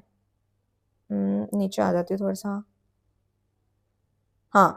Liberalise trade, gradually liberalize trade policy to facilitate smoother trade, ताकि हम अच्छा खासा जो है ट्रेड कर पाए। एंड इससे क्या होता है कि हम लोग ये सारे जो पॉइंट्स मैंने आपको बताया कि मतलब इंडियन फॉरेन ट्रेड पॉलिसी से क्या होता है, हमारे इंफ्रास्ट्रक्चर तो इम्प्रूव हो रही है, उस पर इस पॉलिसी से हम ये फोकस कर पा रहे हैं, हमारे टैरिफ्स वगैरह रिड्यूस हो रहे हैं, प्रमोटिंग स्पेशल इकोनॉमिक जोन्स को हम लोग प्रमोट कर रहे हैं। नेक्स्ट आता है एक्सचेंज रेट सिस्टम क्या होता है। तो देखो भाई, एक्सचेंज रेट सिस्टम की अगर बात करूं तो उसमें क्या होता है, determine the value of one currency in terms of another, कि एक करेंसी की जो वैल्यू है वो अनदर कंट्री की करेंसी में उसकी क्या वैल्यू है, राइट। तो दो तरीके की होती है, एक होती है fix exchange rate and second one is flexible exchange rate. तो देखो, फिक्स एक्सचेंज रेट का मतलब है ये गवर्नमेंट फिक्स करती है, government fix the exchange rate, यानी कि जो हमारे फिक्स्ड है, नाम से क्लियर है, ये गवर्नमेंट इसको फिक्स करती है इस एक्सचेंज रेट को। लेकिन फ्लेक्सिबल में क्या होता है, ये हमारे डिमांड एंड सप्लाई पे निर्भर करती है। The exchange rate is determined by market forces, market forces बोले तो डिमांड एंड सप्लाई, ठीक है। Indian follows a manage floating exchange rate system where the RBI, ठीक है, अगर हम आरबीआई की बात करें तो foreign exchange market to manage fluctuation देखने को मिलता है और इकोनॉमिक स्टेबिलिटी भी मेंटेन होती है। आई होप आपको क्लियर है। नेक्स्ट क्वेश्चन आता है लिबरलाइजेशन। वही मैंने आपको अभी ऊपर समझाया ही था कि लिबरलाइजेशन मतलब क्या होता है। Liberalization in India refers to economic reform aim at reducing government control. कि आपको ये मकसद आया जब हमारा भारत देश आजाद हुआ, उसके बाद हमने सोचा कि गवर्नमेंट के कंट्रोल को कम किया जाए, प्राइवेट सेक्टर को इंक्रीज किया जाए, सो दैट यहाँ पे ज्यादा से ज्यादा प्राइवेट सेक्टर होगा तो इनकम जनरेट होगी, इनकम जनरेट होगी तो लोगों को काम मिलेगा, काम करेंगे तो लोग यहाँ पे पढ़ेंगे, लिखेंगे, कमाएंगे और ये चलता रहेगा और फिर इकोनॉमी में ग्रोथ होनी शुरू हो जाएगी। तो की स्टेप्स हैं टेकन बाय गवर्नमेंट जो लिए गए थे, जैसे लाइसेंसिंग जो है अबॉलिश कर दिया गया था, जैसे कि लाइसेंसिंग रिस्ट्रिक्शन जो थे इंडस्ट्री में एक्सेप्ट फॉर 18 सेक्टर, ठीक है, सिक्योरिटी है, सोशल रीजंस है, सेफ्टी है, एनवायरमेंटल इश्यूज है ना, इन सबको छोड़ के 18 सेक्टर का रिमूव कर दिया था। ट्रेड पॉलिसी रिफॉर्म्स हैं, रिड्यूस इम्पोर्ट टैरिफ्स वगैरह जो बैरियर्स थे उनको धीरे धीरे खत्म किया गया, एफडीआई, वही सारे पॉइंट्स है। ऑन टैक्स रिडक्शन की अगर हम बात करें तो उससे क्या होगा, अगर टैक्स कम लगेगा तो इकोनॉमिक ग्रोथ बढ़ेगी। प्राइवेटाइजेशन हुआ, वही सारे पॉइंट्स हैं लिबरलाइजेशन के, आप बना के लिख सकते हो, जो मैंने ऊपर काफी अच्छे समझाया है। As a result, 9th question की बात करूं, as a result of 40 years of planning Indian economy has recorded progress on various fronts. अब बात करते हैं इंडियन इकोनॉमी के जो 40 इयर्स की जो प्लानिंग ने क्या रिजल्ट दिया। तो Indian economy has made significant progress over the past few decades, right. मैंने अभी आपको समझाया कि पहले अगर मैं बात करूं, मैं एक छोटी सी समरी बताती हूँ, उसके बाद आपको ये पूरी कहानी समझ आ जाएगी, आपको पढ़ के समझ आ जाएगा, क्योंकि मैं इस तरीके से पढ़ाना चाहती हूँ यार, कि आपको ना ये ना लगे कि भाई भाषण है या बहुत ज्यादा रामायण है, क्योंकि इंडियन इकोनॉमी पढ़ते पढ़ते काफी बच्चों को नींद आ जाती है, बोरिंग लगती है, तो मैं ऐसे पढ़ा रही हूँ। अभी मैं एक छोटी सी समरी बताऊंगी, फिर आप इसको पूरा रीड कर लेना और आपको समझ आ जाएगा। तो देखो भाई, सबसे पहले क्या था हमारा भारत देश की, अगर बात करें, जब हमारा भारत देश बिल्कुल सेल्फ रिलायंट था, ठीक है, एगेरियन इकोनॉमी कहलाता था और साथ में आत्मनिर्भर था, सेल्फ रिलायंट था, किसी पर निर्भर नहीं था, जब ब्रिटिशर्स हमारे यहाँ पे नहीं आए थे, ठीक है, तब तक जो है हैंडीक्राफ्ट के नाम से जाना जाता था, अच्छे अच्छे हैंडीक्राफ्ट में काम हो रहा था और बहुत अपने पे डिपेंड था, सब कुछ था। लेकिन जैसे ब्रिटिशर्स आ गए तो सारी तबाही हो गई। 190 ईयर्स तक उन्होंने राज किया और बुक्स में 200 ईयर्स भी लिखा रहता है। तो अप्रोक्स अगर हम बात करें तो 200 साल तक राज करने के बाद जब वो खत्म हुआ, हमें आजादी मिल चुकी थी, तो उसके बाद भी कोई हम एकदम से ग्रोथ की तरफ नहीं बढ़ गए थे, सब कुछ लो था, एग्रीकल्चर सेक्टर बहुत लो था, इकोनॉमिक ग्रोथ कुछ थी नहीं, लिटरेसी रेट कुछ था नहीं, बर्थ रेट बहुत हाई थे, डेथ रेट बहुत हाई थे, ये सारी प्रॉब्लम्स चल रही थी। लेकिन धीरे धीरे धीरे प्लानिंग होती गई, एलपीजी आया, एलपीजी आने के बाद जो है गरीबी पे कुछ स्कीम्स बनाई गई और फिर धीरे धीरे धीरे ऐसे पॉलिसीज आती गई और धीरे धीरे इंप्रूवमेंट हम करते गए। तो उन्हीं पॉइंट्स को इन्होंने यहाँ समझाया। Indian economy has made significant progress past few decades के अगर उठा करके देखे तो हर चीज में डेवलपमेंट देखने को मिला है। कहाँ हमारा इंफ्रास्ट्रक्चर कुछ भी नहीं था, आज देखो रोड्स देख लो, रेलवेज, हर चीज में डेवलपमेंट है। इकोनॉमिक ग्रोथ यहाँ लिखा गया, Indian GDP has grown from 2.7 lakh crore in 1947, right, और जबकि आज 3.75 trillions dollar in 2023, right, with an average annual growth rate 6% over the past 45 years, right? Industrial development की बात करूं तो Indian industry has become well diversified with a significant growth rate of 6% per annum. The public sector has plays a critical role in the development and the small scale industry has also been promoted. यानी कि जो हमारी small scale industry है उसको भी promote देखा, scheme चलाई गई। अभी आपको मैंने समझाया ना एमएस के बारे में, तो उससे क्या हुआ, छोटे छोटे एंटरप्रेन्योर्स जो है उनको काम करने को मिला, उनकी जो लिमिटेड कैपिटल थी, जो जिनके पास ज्यादा पैसा नहीं था, उनको भी प्रमोशन मिला। प्रमोशन इन द सेंस की गवर्नमेंट ने बोला लोन हम देंगे कम रेट पे, कम ब्याज लेंगे, ठीक है, हमसे लोन ले लो। तो इससे क्या हुआ, बढ़ावा दिया देश, मतलब हमारी गवर्नमेंट ने, ठीक है, सो दैट हम आगे बढ़े। एग्रीकल्चर डेवलपमेंट भी हुआ, green revolution has been a significant success देखने को मिली, ठीक है। तो इंफ्रास्ट्रक्चर डेवलपमेंट देखने को मिला, ठीक है, कनेक्टिविटी बढ़ गई, कैपेसिटी, इंडस्ट्रियल कैपेसिटी बढ़ गई, ओवरऑल इकोनॉमिक प्रोडक्टिविटी बढ़ गई, ट्रांसपोर्टेशन, कम्युनिकेशन, एनर्जी सेक्टर सब कुछ बढ़ गया। पावर्टी में रिडक्शन देखने को मिला, बिल्कुल खत्म नहीं हुई गरीबी, गरीबी आज भी है लेकिन पहले से थोड़ा सुधार आ गया है, ठीक है। और जो बेनिफिट्स हैं सोसाइटी को आजकल मिल रहे हैं जो, ठीक है, राशन कार्ड पे जो जो मिल रहा है वो सब चीजें। ह्यूमन डेवलपमेंट की अगर बात करूं तो हमारी जो हेल्थ है, एजुकेशन है, सोशल इंडिकेटर्स हैं, उसमें इन्वेस्टमेंट देखने को मिला है। उससे क्या है कि हमारी जो ह्यूमन डेवलपमेंट है वो भी इंप्रूव हुई है, ठीक है। एंड नेक्स्ट आता है नोटेबल स्टैटिस्टिक हाईलाइट की अगर हम बात करूं तो पर कैपिटा इनकम की अगर बात करूं तो India per capita income has jumped over 700 times since 1950 का डेटा है from rupees 265 to rupees 1,72,000 in 2022 and 23 का डेटा दे रखा है इसके अंदर, ठीक है। तो आप सोच सकते हो कि पर कैपिटा इनकम भी हमारी जो है बढ़ गई, जीडीपी भी इंक्रीज कर गया, ठीक है। ओवरऑल इकोनॉमिक प्रोग्रेस है। अगर हम 40 साल पहले की उठाकर देखें तो ग्रोथ हर एक सेक्टर में देखने को मिल चुकी है। नेक्स्ट आता है what right all the types of employments की अगर बात करूं तो फुल टाइम एम्प्लॉयमेंट नाम से क्लियर है, working a standard number of hour per week, usually 35 to 40 hours ये काम करता है एक सिंगल एम्प्लॉय, ठीक है। पार्ट टाइम नाम से ही क्लियर है, ये कुछ ही घंटे काम करता है, पूरा दिन या पूरे टाइम या फ्लेक्सिबल शेड्यूल इसका नहीं है। टेम्परेरी या कॉन्ट्रैक्ट एम्प्लॉयमेंट जो कुछ समय के लिए मिलता है, जैसे कि कहीं ठेका मिल गया मकान को बनाने का या इसका बनाने का, फिर कुछ टाइम खाली है, तो वो कॉन्ट्रैक्ट एम्प्लॉयमेंट होता है, टेम्परेरी होता है। फ्रीलांस जो होता है, फ्रीलांसर्स जो आजकल चल रहे हैं, डिपेंडेंट एम्प्लॉयमेंट की बात करूं तो जो प्रोजेक्ट हो रहे हैं बाय प्रोजेक्ट बेसिस, प्रोजेक्ट के बेसिस पे वो काम करते हैं, या फिर सेल्फ एम्प्लॉयड इंडिविजुअल्स हैं। तो आजकल आप देखते हो जैसे शूट करता है कोई तो वो फ्रीलांसर में आ जाता है कि छोटे मोटे वर्क कर लिए। उसके बाद आता है सेल्फ एम्प्लॉयमेंट। सेल्फ एम्प्लॉयमेंट में आता है रनिंग वन ओन बिजनेसेस और वर्किंग एज अ एंटरप्रेन्योर्स, यानी कि वो अपना बिजनेस खुद चला रहा है, ठीक है, वर्क काम कर रहा है एज अ एंटरप्रेन्योर, तो सेल्फ एम्प्लॉयड है, खुद का काम कर रहा है, छोटी मोटी दुकान चला रहा है, ये सब चीजें। सीजनल एम्प्लॉयमेंट जो सिर्फ सीजन के बेस पे उसका काम हाई होता है, उसके बाद काम लो हो जाता है, जैसे केटरिंग हो गया या फिर डेकोरेशन का कुछ काम है, डेकोर का आप देखते हो। कैजुअल एम्प्लॉयमेंट में होता है वर्किंग और and irregular as a needed basis. Casual employment में आता है ऑफ्टन विदाउट बेनिफिट और जॉब सिक्योरिटी, बिना जॉब सिक्योरिटी के बिना बेनिफिट के वो काम करता है, इस तरीके से है। नेक्स्ट आता है गिग इकोनॉमी, जिसे हम प्लेटफॉर्म इकोनॉमी कहते हैं। ये वर्किंग होता है शॉर्ट टर्म के लिए, जो फ्लेक्सिबल प्रोजेक्ट्स होते हैं ना ऑनलाइन प्लेटफॉर्म और ऐप पे, वो सब के लिए होता है। वर्चुअल एम्प्लॉयमेंट और रिमोट जो होता है वो होता है working from a remote location, often using digital tools हैं, कम्युनिकेशन टेक्नोलॉजी का इस्तेमाल करके। इनफॉर्मल एम्प्लॉयमेंट्स कौन होते हैं? जो कि अनरेगुलेटेड सेक्टर में वर्क करते हैं, ठीक है, जो कि फॉर्मल में बेनिफिट नहीं होता इनका। नेक्स्ट क्वेश्चन आता है हमारा, explain the concept of poverty. Poverty क्या है, उसको मेजर कैसे किया जाता है, कौन कौन से कॉजेज हैं? गरीबी आपको पता ही है क्या है। पॉवर्टी एक कम्प्लेक्स है, मल्टी फेसेड इश्यूज है, जो कि हर एक इंडिविजुअल, हर एक कम्युनिटी, हर एक सोसाइटी के अंदर देखे जाते हैं। और ऐसा नहीं है कि पूरे देश के, भारत देश के अंदर कुछ एरियाज बने हैं वहां पे सिर्फ गरीब ही रहता है, ऐसा कुछ नहीं है। हर एरिया के अंदर गरीब, अमीर, मिडिल क्लास जो होते हैं सब रहते हैं, ठीक है।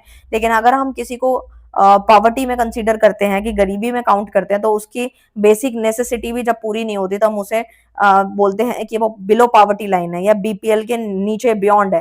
तो फूड है, क्लोथिंग है, शेल्टर, मतलब उसके पास खाने को रोटी नहीं है, घर नहीं है, पढ़ाई तो दूर की बात है। मेजरिंग पॉवर्टी इन इंडिया, अगर हमें मेजर करना है गरीबी को तो हम किस तरीके से मेजर करेंगे? वेरियस मेथड है, जैसे consumption expenditure based poverty line. इसमें क्या होता है, household consumption expenditure according to State Bank of India report के मुताबिक पॉवर्टी लाइन सेट करी गई है एट रुपीज 1622 पर person per month rural area. गांव के लिए जो है थोड़ी इनकम कम होती है, बट अगर अर्बन एरिया की बात करूं तो थोड़ा ज्यादा है, यानी कि एक बंदे का सेट किया गया है, ठीक है। पॉवर्टी लाइन सेट करी गई है कि अगर पर person per month rural area में बताया गया, ठीक है, और अर्बन एरिया का बताया गया 1929 यानी कि 1929 पर पर्सन पर मंथ पर for urban area. Multi dimensional poverty index MPI में क्या होता है कि इसमें अप्रोच होती है, जिसमें क्या होता है, न्यूट्रिशन इंक्लूड होता है, ईयर ऑफ स्कूलिंग होता है, सैनिटाइजेशन होता है, ये सारी चीजें होती हैं। According to NITI Aayog national multinational poverty index के मुताबिक यहाँ को डेटा दिया गया है। डेटा, हाँ, बहुत सारे बच्चों को ये भी डाउट आएगा कि मैम डेटा का समझ नहीं आ रहा, कि हमें डेटा सारा याद करके जाना है? तो देखो भाई, ज्यादा करने की जरूरत नहीं है।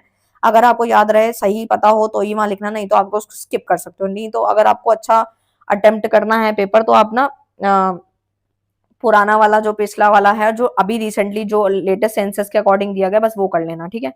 करंट पॉवर्टी रेट की बात करूं तो रूरल पॉवर्टी 7.2% का दिया गया है, अर्बन एरिया 4.6 है।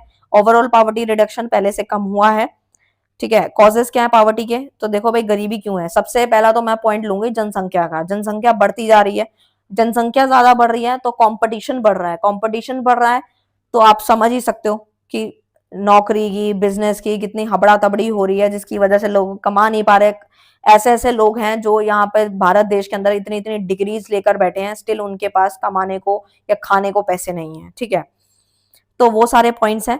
Limited access to education, job opportunities नहीं है, इनकम की इनइक्वालिटी है, बेचारा अमीर अमीर होता जा रहा है, गरीब गरीब होता जा रहा है, बेसिक जो नीड्स हैं वो भी फुलफिल नहीं हो पा रही।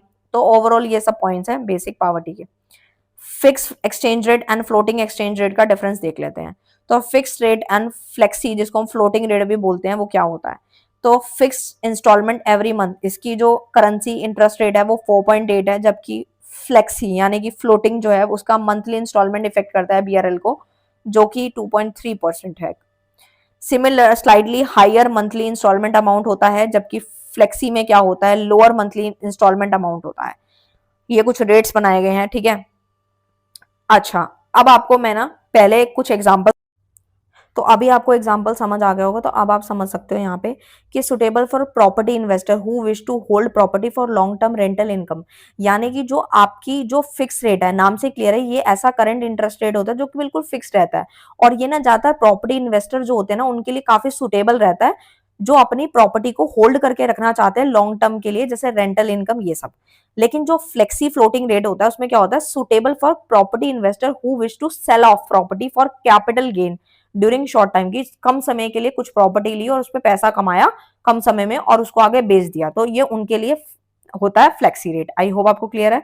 नेक्स्ट आता है डिस्कस ग्रोथ की अगर बात करूं मैं, तो यहां पर बोला गया जो टेली कम्युनिकेशन इंडस्ट्री है ना इंडिया की, उसकी ग्रोथ के बारे में बात कर रहे हैं। तो सबसे पहले demand for data service increase हुई है पहले से, यानी कि जो हमने अब smartphone, social media, online services की तरफ जब हम बढ़े हैं, तो डेटा सर्विस की डिमांड पहले से बढ़ गई है।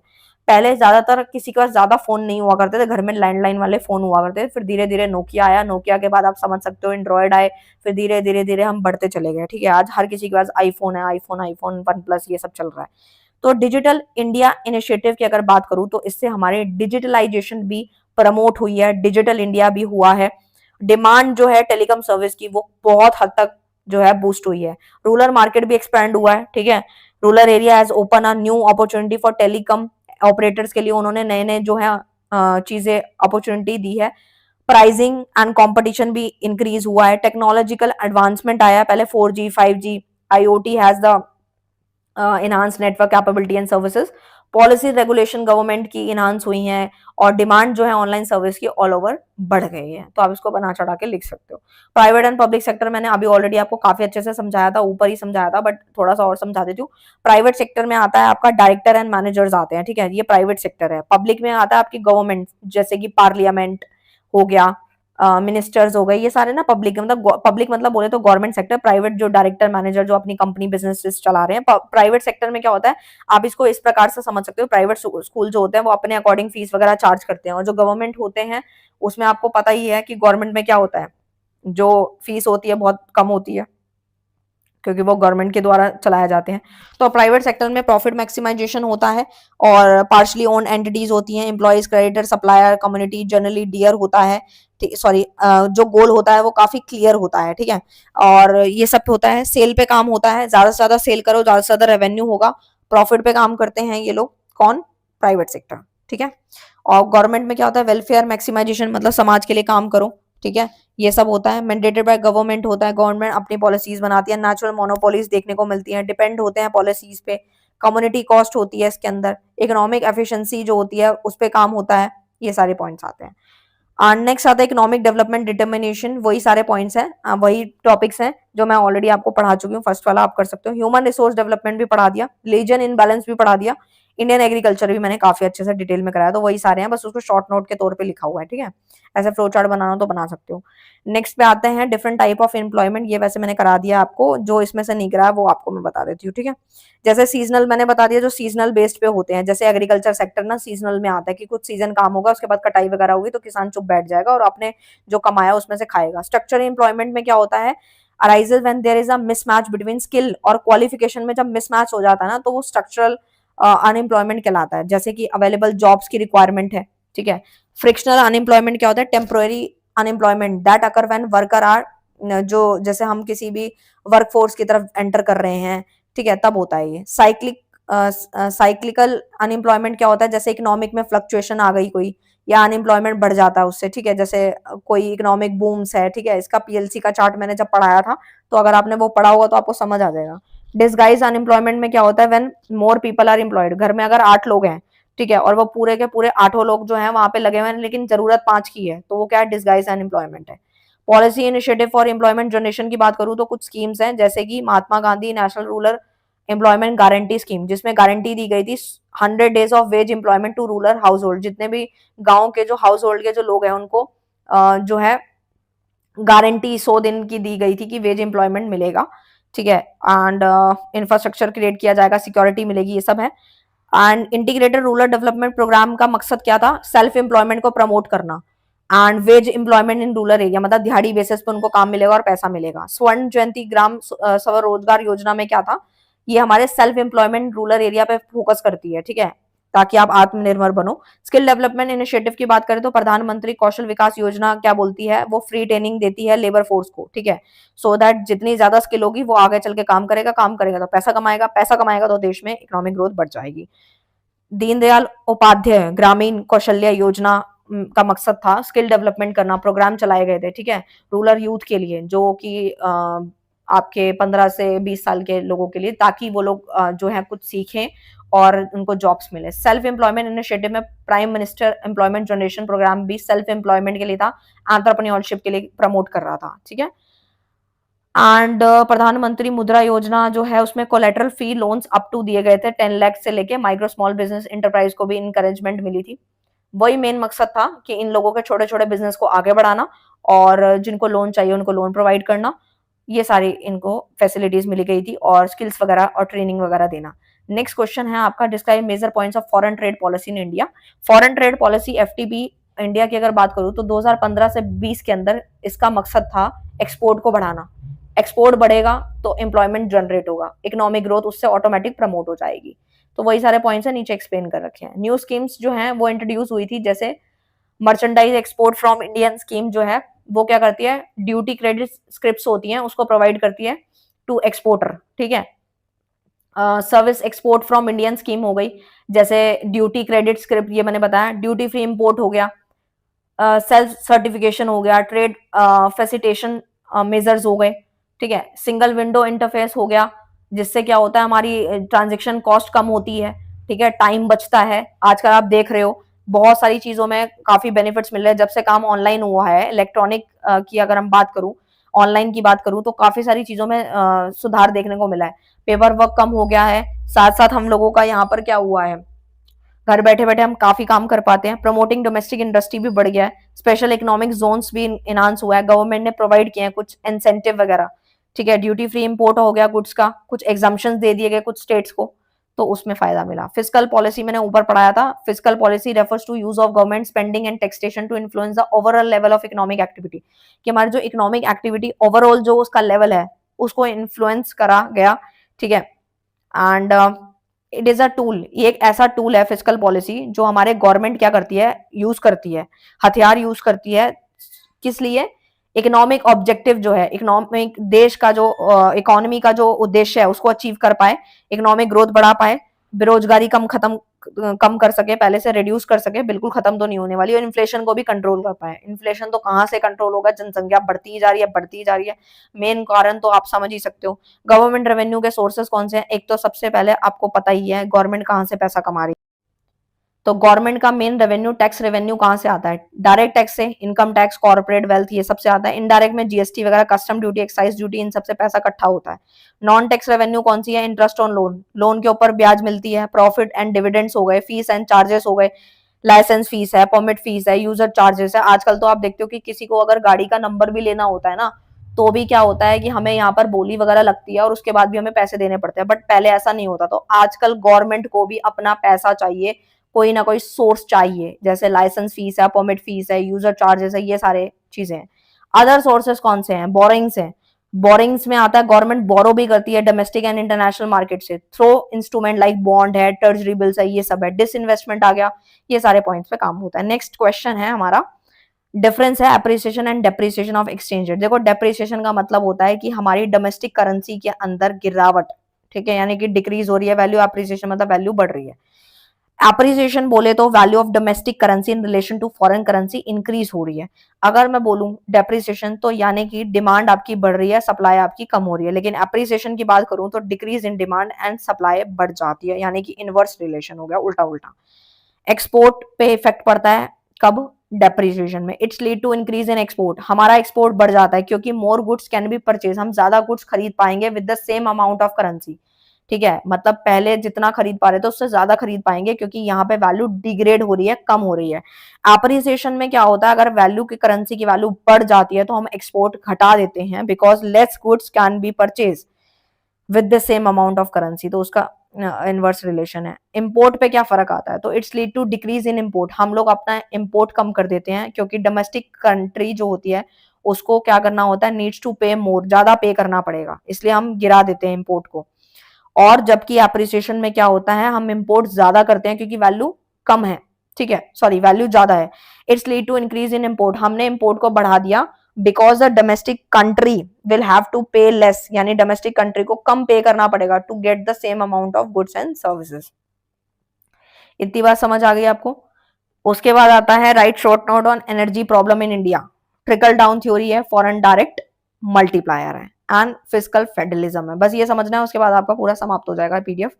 एनर्जी प्रॉब्लम इन इंडिया की अगर बात करूं तो India faces significant energy challenges including, जैसे फॉसिल फ्यूल पे हम लोग डिपेंड है, एनर्जी डेफिसिट पे हम लोग डिपेंड है, यानी कि कोल है, ऑयल है, नेचुरल गैस है, एनर्जी नीड्स हैं, ये सारी चीजें हैं, तो इंडिया फेस कर रही है इसमें कुछ दिक्कतें।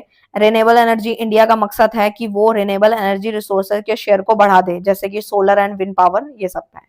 ट्रिकल डाउन थ्योरी क्या बोलती है, ट्रिकल डाउन थ्योरी सजेस्ट करती है इकोनॉमिक ग्रोथ को and benefit will trickle down from the wealthy to the poor through job creation and increase economic activity.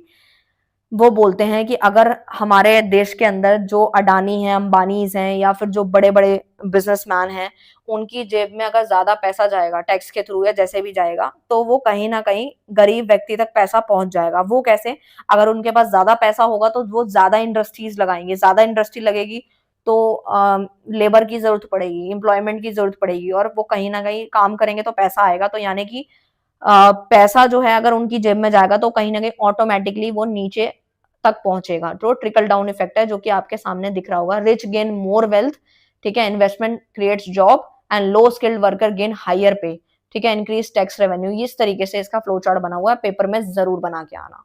Foreign trade multiplier क्या होता है, foreign trade multiplier refers to impact of changes in export on a country national income. Country की जो national income का जो basically अगर हम country की बात करें तो उसके अंदर जो इम्पैक्ट है हमारे एक्सपोर्ट के अंदर, चेंजेस देखने को मिल रहे हैं। Increase in export can lead to increase in national income, कि हमारा एक्सपोर्ट बढ़ेगा, नेशनल इनकम बढ़ेगी, जिससे रेवेन्यू बढ़ेगी, रेवेन्यू बढ़ेगी तो इकोनॉमिक एक्टिविटी ऑटोमेटिकली बढ़ जाएगी, जिसकी वजह से फॉरेन ट्रेड मल्टीप्लाई होता रहेगा, पैसा बढ़ता रहेगा। फिजिकल फेडरलिज्म क्या है, जो कि लास्ट है, इसके बाद पूरी समाप्त हो जाएगी। Physical federalism refers to the financial relationship between, किसके बीच का फाइनेंशियल रिलेशनशिप, पैसे वाला रिलेशनशिप किसके साथ है, different level of government such as the central government and the state government.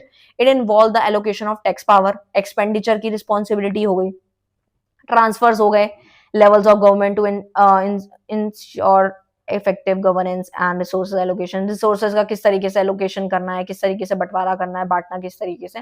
तो ऑल ओवर फिजिकल फेडरलिज्म हमें ये बताता है कि फाइनेंशियल रिलेशनशिप है किसका, डिफरेंट लेवल ऑफ गवर्नमेंट का, जो डिफरेंट लेवल पे काम हो रहा है, state level government, state level है, सेंट्रल गवर्नमेंट है, इन सब पे जो काम हो रहा है, ये इन्वॉल्व कर रहे हैं, टैक्स की पावर किसी के हाथ में है, किसी के पास एक्सपेंडिचर की रिस्पॉन्सिबिलिटी है, सबके पास अलग अलग काम बटा हुआ है, तो फिजिकल फेडरलिज्म है। तो ये था पूरा का पूरा, यहाँ पे समाप्त होती है मोस्ट इंपॉर्टेंट टॉपिक की सीरीज। ऑल दी बेस्ट आप लोगों को, ये मैंने इसीलिए आज करवा दिया है और मैंने सोचा रात तक अपलोड कर दूंगी, चाहे 12 बजे चाहे 1 बजे, मुझे उसकी कोई चिंता नहीं है, क्योंकि मैं जब डाल दूंगी आप सुबह उठ के रात को 3 बजे सुबह उठ के जैसे भी पढ़ लेना। और बस मुझे ये सीरीज कंप्लीट करनी है गेस्ट पेपर वाली, उसके बाद मैं आपका सिलेबस कंटिन्यू करूंगी, सो दैट आपको जो भी ईजी लगे आप पढ़ सकते हो। वैसे आप ये भी पढ़ के अच्छे से जा सकते हो, ठीक है, क्योंकि इसमें सारे मोस्ट इंपॉर्टेंट टॉपिक 2025 के जो जून या दिसंबर में आने वाले हैं, ठीक है, तो वो आप आराम से पढ़ सकते हो, ठीक है, सो दैट आपको अच्छा खासा जो है बेनिफिट मिल जाएगा। तो मिलते हैं नेक्स्ट वीडियो में नेक्स्ट टॉपिक के साथ, तब तक के लिए bye bye, thank you so much.